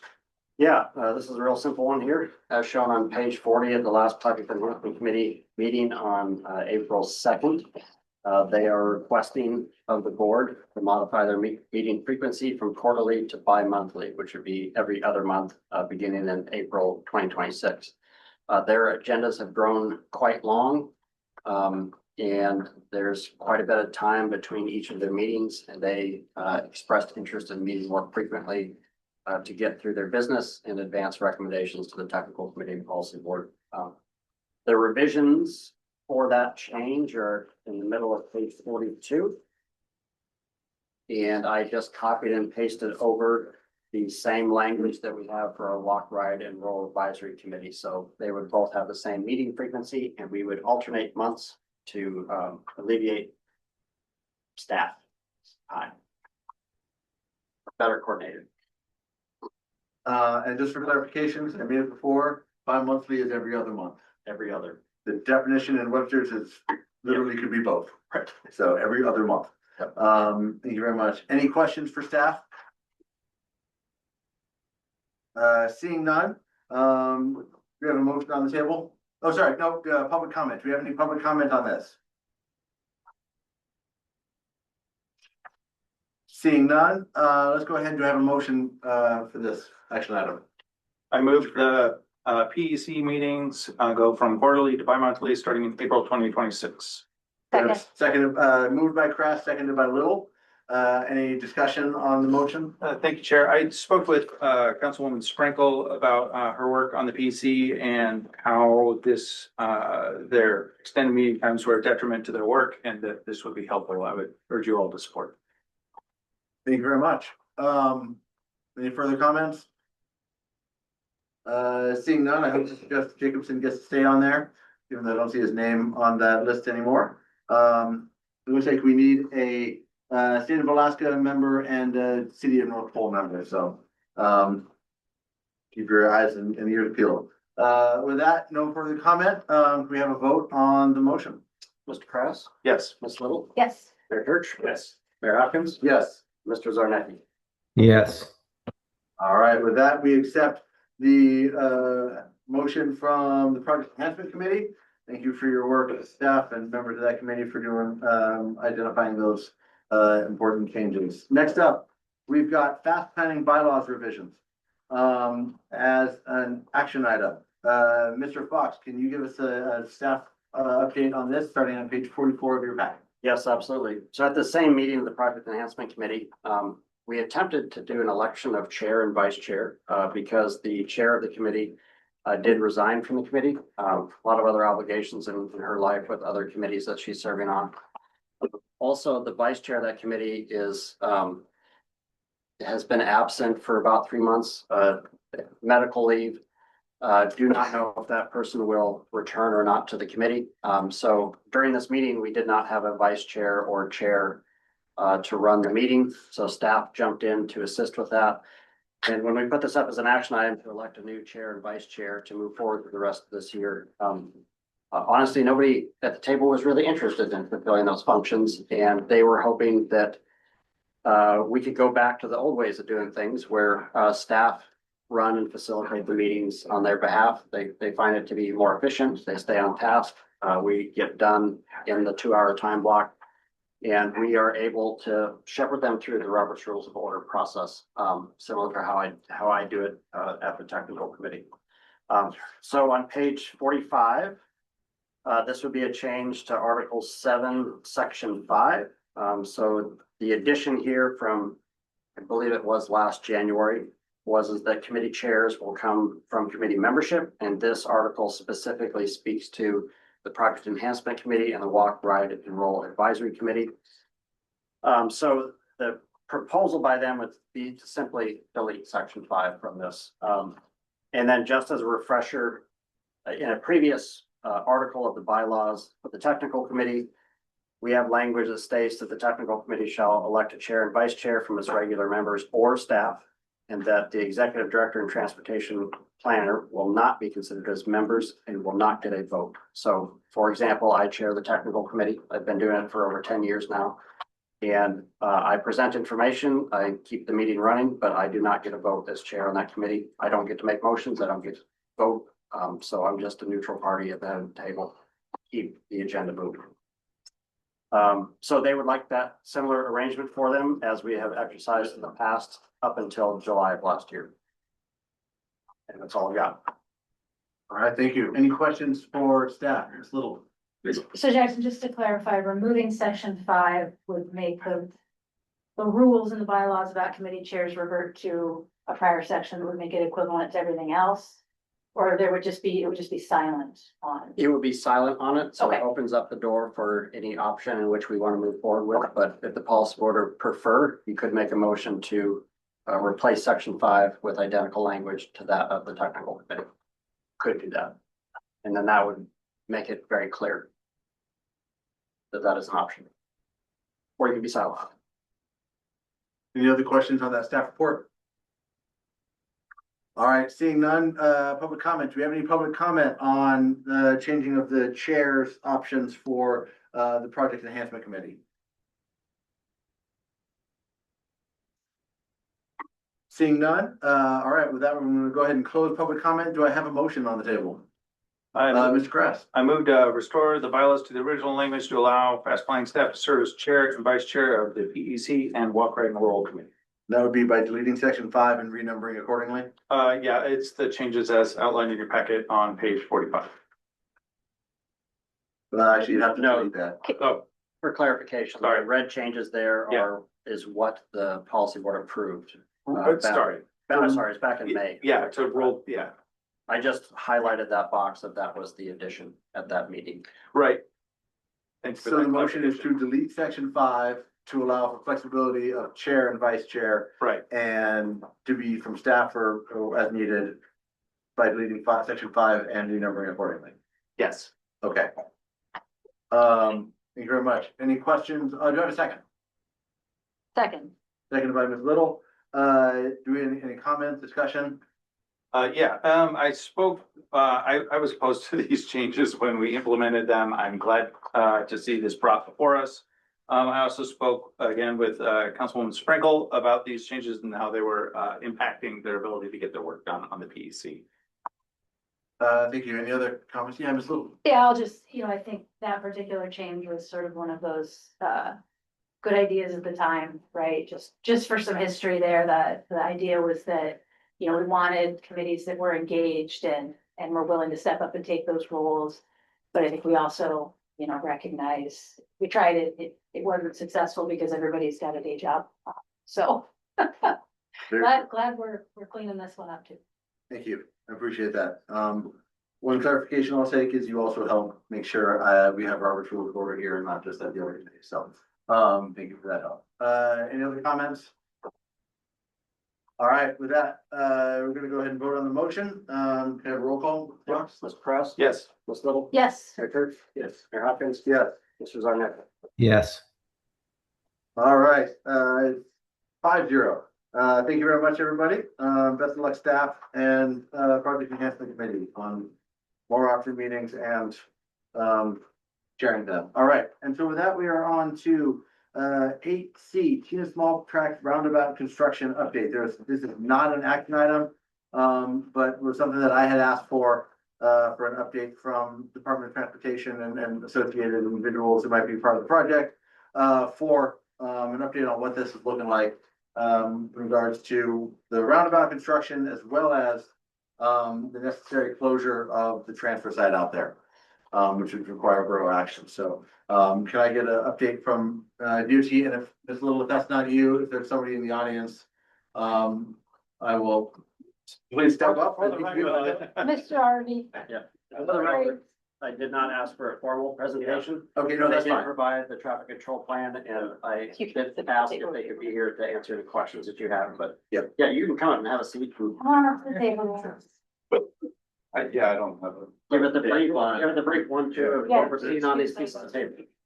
Yeah, if we want to just kind of talk about these, there is a lot of work going on, with, this project, but around it, we're doing Chena Pump. Can you introduce yourself just so I. Sorry, I'm Dave Harvey. I'm the construction manager for DOT. Appreciate it. And I am the construction manager for this project, specifically the Chena Pump Roundabout. And there is another project that involves the Chena Ridge and paving Chena Pump. And some of these areas we kind of talked about earlier, they're all followed up. Well, that's a different project. Then I'm not the manager for that, but I do know a little bit about it. But they're both all this work's happening this summer. So there's gonna be quite a bit going on. It's the same contractor that has both the contracts. The work is somewhat sequenced, because of that, which, kind of helps some things a little bit, that it is the same contractor. They got both projects that they're, coordinating with themselves essentially, not with other contractors, but, the kind of the progress, the way things are gonna progress is, they're gonna get going at some point here, early May, weather depending, to start paving, pretty much starting, at, pretty much, I'll just say the pump house. And they're gonna be going with the grinding and paving of the roadway, in a clockwise away from, the pump house and going up the ridge a little ways. there's a bridge work that needs to be done at Cripple Creek, which is right by the pump house. Once they get further away, they're gonna start doing that bridge work. This work with the roundabout, can't really happen at the same time as the bridge work. It's too close, for the type of traffic control that we need. So the bridge work kind of has, it's a single lane, bi-directional, two direction, single lane, which means it'll be signal, temp signal there and flaggers at other times for that bridge work at Cripple Creek.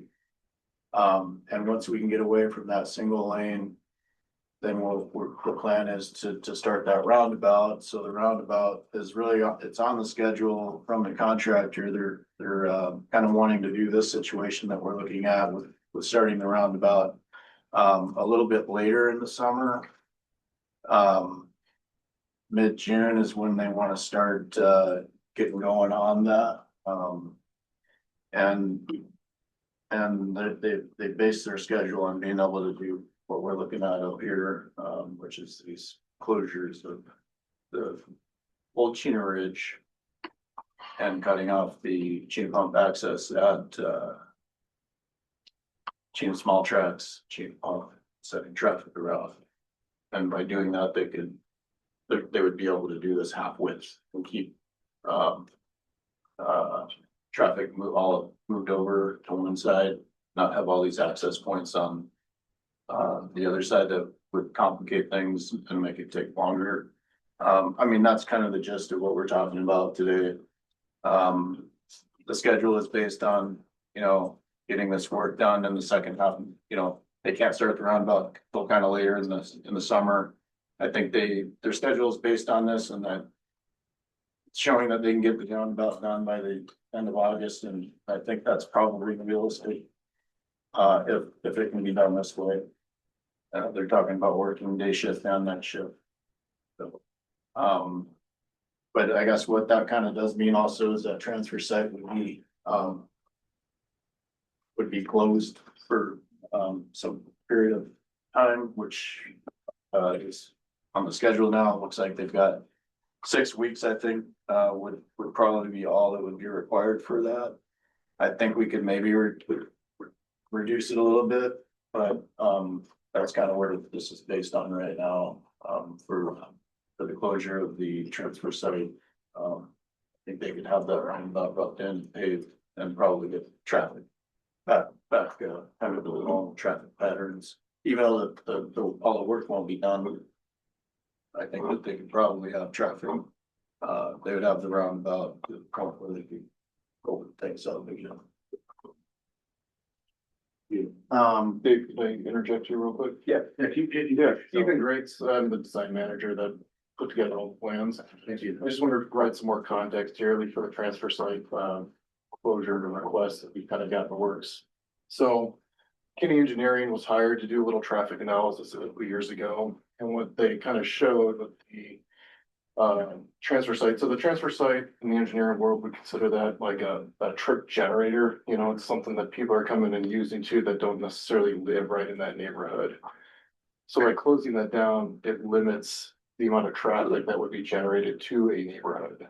So you wouldn't see people cutting through Knightsbridge or Knightsboro. I apologize if I had the Knightshire. Thank you. So you would see limited traffic wanting to make its way through a neighborhood if this closure was approved and whatnot. So what Kenny was showing though with their analysis is that as it exists right now, people have a hard time, making a left-hand turn from Chena Ridge onto Chena Pump. And what ends up happening is they will self-detour through those neighborhoods that exist right now. And so they were able to show and prove this using Bluetooth data off the cell phone. So you can set up little counters. It's not like a privacy infiltration thing at all, but it will log a MAC address. And so we can see that as that cell phone or whatever the Bluetooth device is that goes through a corridor, we can see where the trip started, when the trip ended. And so they were able to map out that people at a certain percentage are self-detouring as it exists right now. So the context for that is with a closure, we would be preventing outside traffic, go into the transfer site and then self detouring through a neighborhood as it is. So Is the sorry, thank you. Do you have any other updates or Ms. Little, anything to add? Yeah, I'll just add, you know, that idea of limiting traffic in work zones, right? We're gonna have two jobs going, both the roundabout, as well as the PM job. Anything that keeps cars out of there improves the quality and timeliness of construction. If we could do that in ways that still get people where they need to go, that's our best option.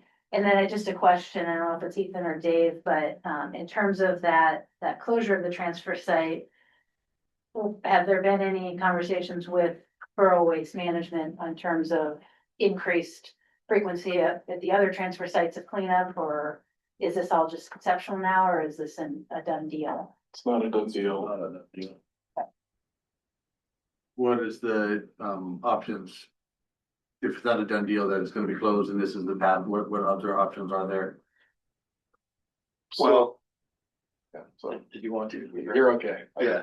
I mean, it's not impossible to build it without closing everything. It's just gonna it'll take longer. I don't know that it can be done with the season that we have to do it. And you know, I think in our situation, it'll end up costing more money, but it's not impossible. It'll take longer, more shifts. Yeah, we won't have as much work area. It'll still be impactful. Maybe more so, some ways, but I think there's room that it could be done. So if the answer is no, I think that we'd probably be out there next season too for a lot more work, and to finish things up. We'd have to go back and work through things with the contractor to figure out what that would look like. Everything's based on this right now, but I'd have to go back, you know, and work through things with them to kind of get, you know, they're the ones doing it. They would have to tell me how they think they could, but I think it could be done. Thank you, appreciate that. Mayor Church. Question, have you guys dictated to the contractor hours of operations so that maybe during peak travel hours between 6 in the morning and 9 in the morning, that will be open so that people can get to work without major holdups, and same on the way home, having work hours that stop at 5 o'clock and pick up again at 6:30.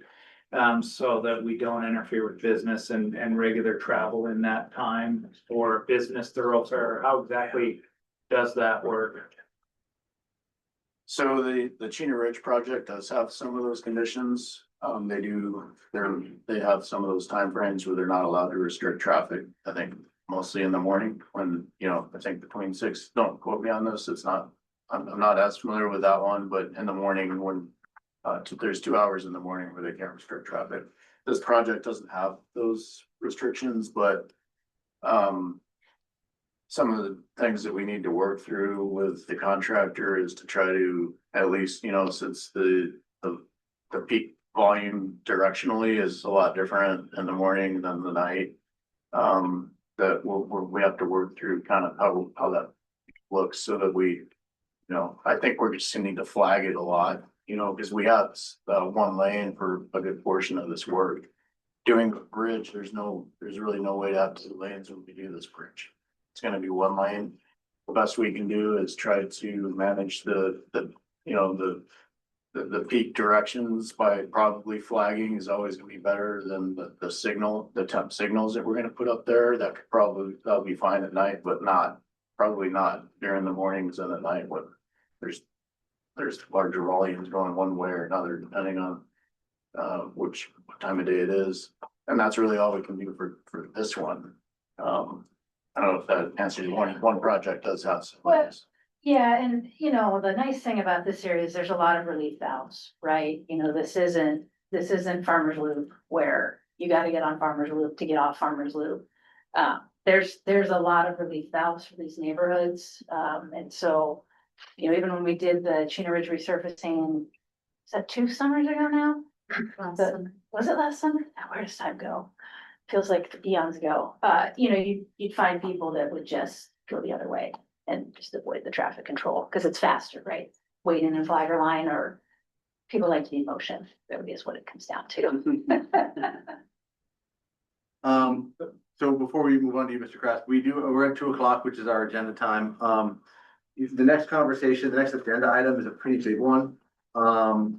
And I don't know what next month's gonna look like, but can I get a motion to extend the time, but to delay or to postpone the remaining agenda items till next meeting?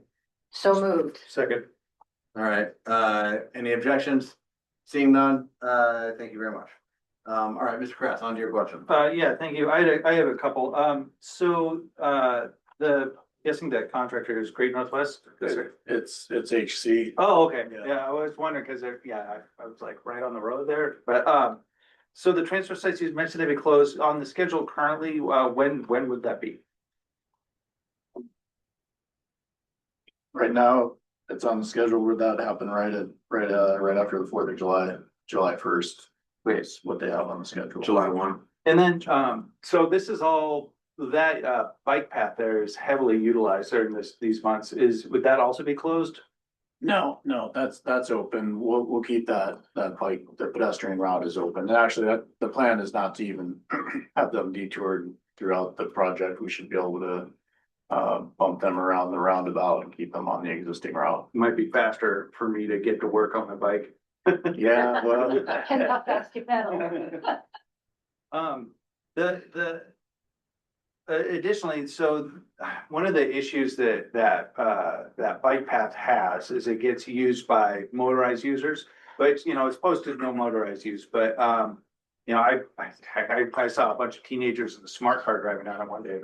But in the winter though, what will often happen there, you know, is into the summer, so you get folks that'll go along the other side of the road, but then the approach on, opposite the bike path side gets too steep, and so that kind of motorized use, it's not a designated trail, but if there were a way to just, the embankments on the side of the road, if they were just a little bit less steep, I think a lot of those motorized users, it wouldn't be conflicting with the folks on the bike path. If some kid can take a dirt bike down the other side, he wouldn't be riding it down the bike path if he could get up the road.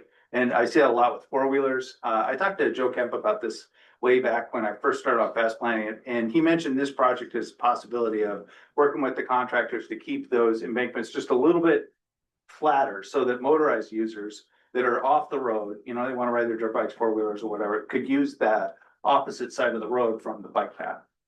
It's something that you see a lot is motorized users. Sooner or later, somebody's going to get run over by a kid on a motorcycle on the bike path. It's used a lot by pedestrians that are all in those neighborhoods there.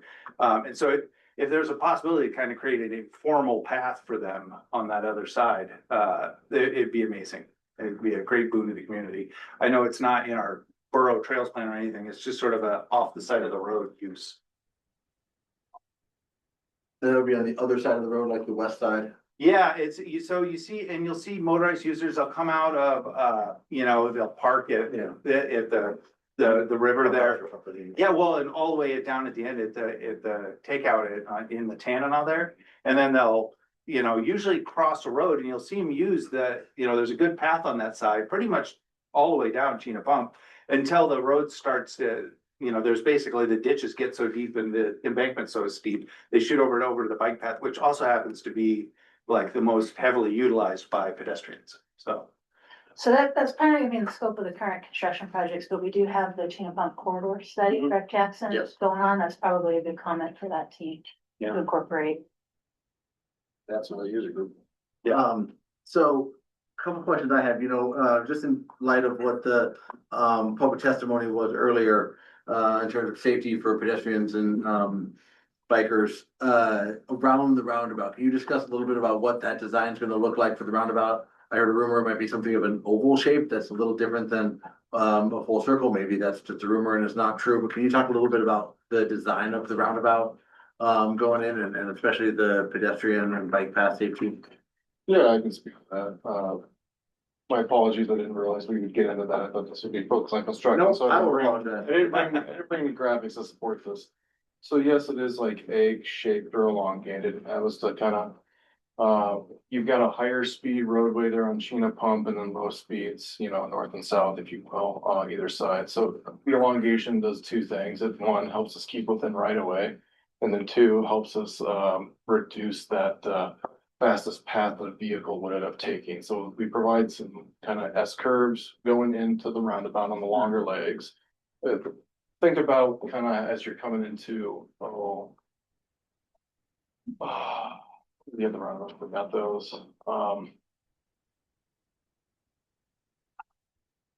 Shoot. There's Badger roundabouts, it should not. Like the roundabouts? So they don't really have them. I don't think we've got anything that's got the, well, actually, the one at the UAF does have a little bit of that on the one leg. So maybe some people have driven that one, some not.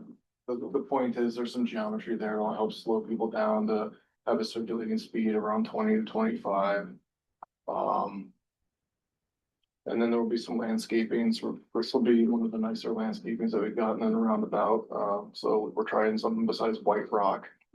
So we've got some nice concrete Z walls in there that help cut off vision so people aren't looking straight across, but they're trying to then look to your left, looking for the circulating vehicle, looking for the peds. Yeah, I kind of get to your question. Yeah. And I think fundamentally for ped safety on the roundabouts, there's two schools of thought, right? There's the one perspective that it's at a signal, everybody has to stop, right? You get a protected phase. But at a roundabout, everyone's get slowed down to a manageable speed, right? And you're dealing with one conflict at a time. So, I think overall roundabouts are shown to be very safe for non-motorized users. And just like any roundabout in town, it'll just be you're crossing one leg at a time at a good, sight line with the driver. And it's a single lane roundabout or a double lane roundabout? Single.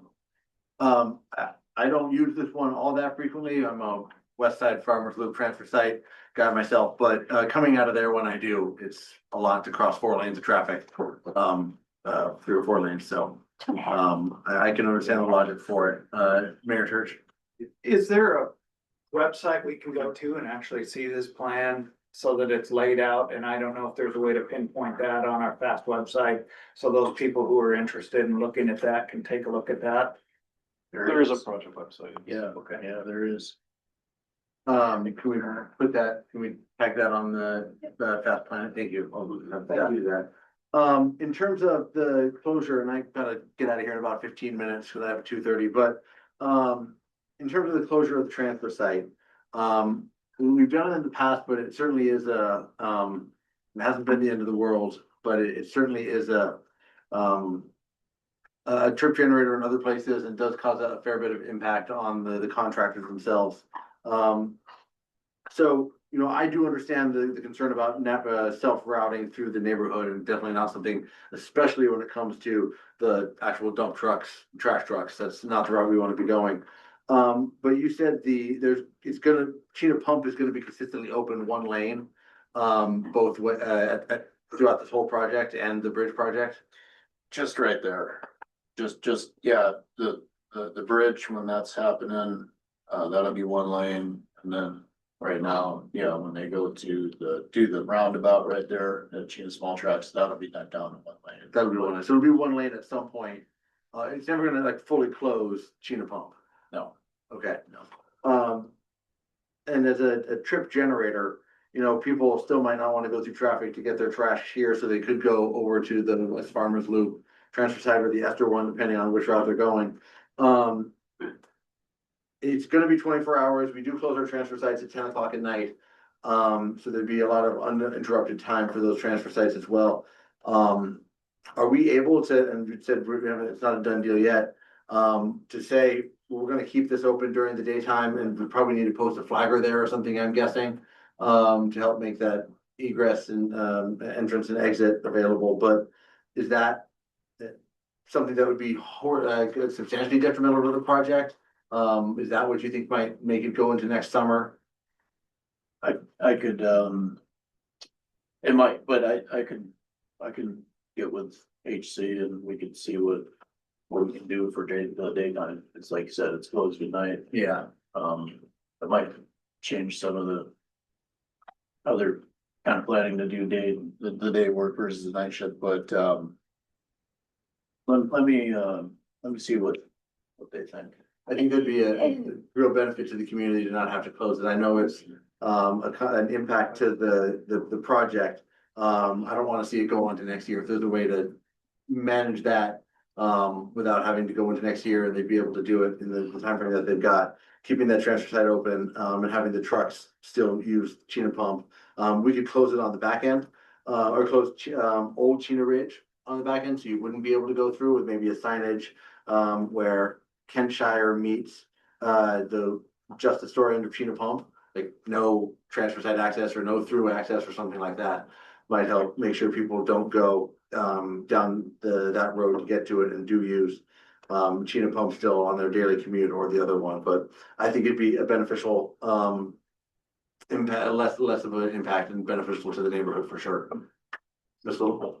Yeah, I was just the good neighbor part of it, would be my biggest concern with keeping that transfer station open. I mean, if you're closing it for a month or two, what we've learned with closures is people are very tolerant of it if you set it and you don't change anything. And everybody can just reroute, learn their new pattern. Life goes on. When we start opening and closing and adjusting, that's where people really start struggling. That all the work going on here will probably detour a fair bit of those transfer station people, aside from the ones coming from the subdivision above, to Farmers Loop to begin with, just because they're not gonna wanna go deal with the construction traffic. I think if this were to stay open, the main people are coming from up that hill. That subdivision, that would still be quicker for them to go to that transfer station than elsewhere. But now they have to go through traffic control to get to another transfer station. And the top of Old Chena Ridge is wild and woolly. It's you're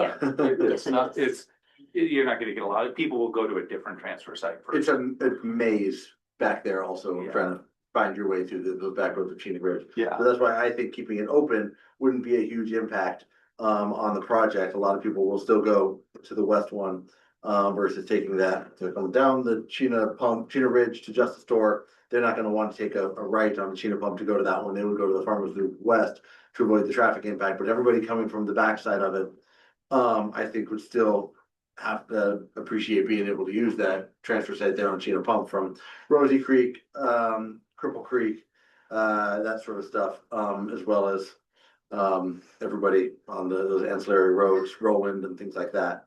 That's how I see it. So, Mayor Church, you have something? I think it's 3 miles out of the way. I totally agree with the closure. Drive the extra 3 miles and dump your trash at West Side. It's about getting the project done as quickly as possible. I worry about the impact to the residents, the boat shop, our tourists who go and visit local restaurants and areas through there. It's imperative that this gets done as fast as possible, and trying to kick that to next year doesn't make a whole lot of sense to me. With the cost of everything, just trying to knock that out and get it done really does make the most sense. Mr. Grass, your thoughts, as you live in the area? Yeah, I already picked a new transfer site. I'm good. And Same. you know, I tend to agree with, get the project done as quickly as possible, get the majority of users or the motorized users are, just trying to get in. That's gonna lessen the impact of the public. It's just getting it done as quickly as possible. And it's interesting too. There's, I have to admit, the first thing I started thinking about was like kind of some of the the regular users of that transfer site, the folks that are, there's a camp near there. And I think a closure might actually be helpful, kind of getting that camp to disperse the construction. So, I mean, there's extra considerations there too. Yeah. All right. Well, I'll see you guys at the West Farmers Loop. It's an entertaining one. All right. I appreciate your guys' input. There's clearly the vote's to keep it there, so, if you can, try to work with the HT to keep it as short closure if you can, would be great. And, do we have any other questions about the roundabout itself, that we can talk about and not have to worry about a full presentation? Anything else?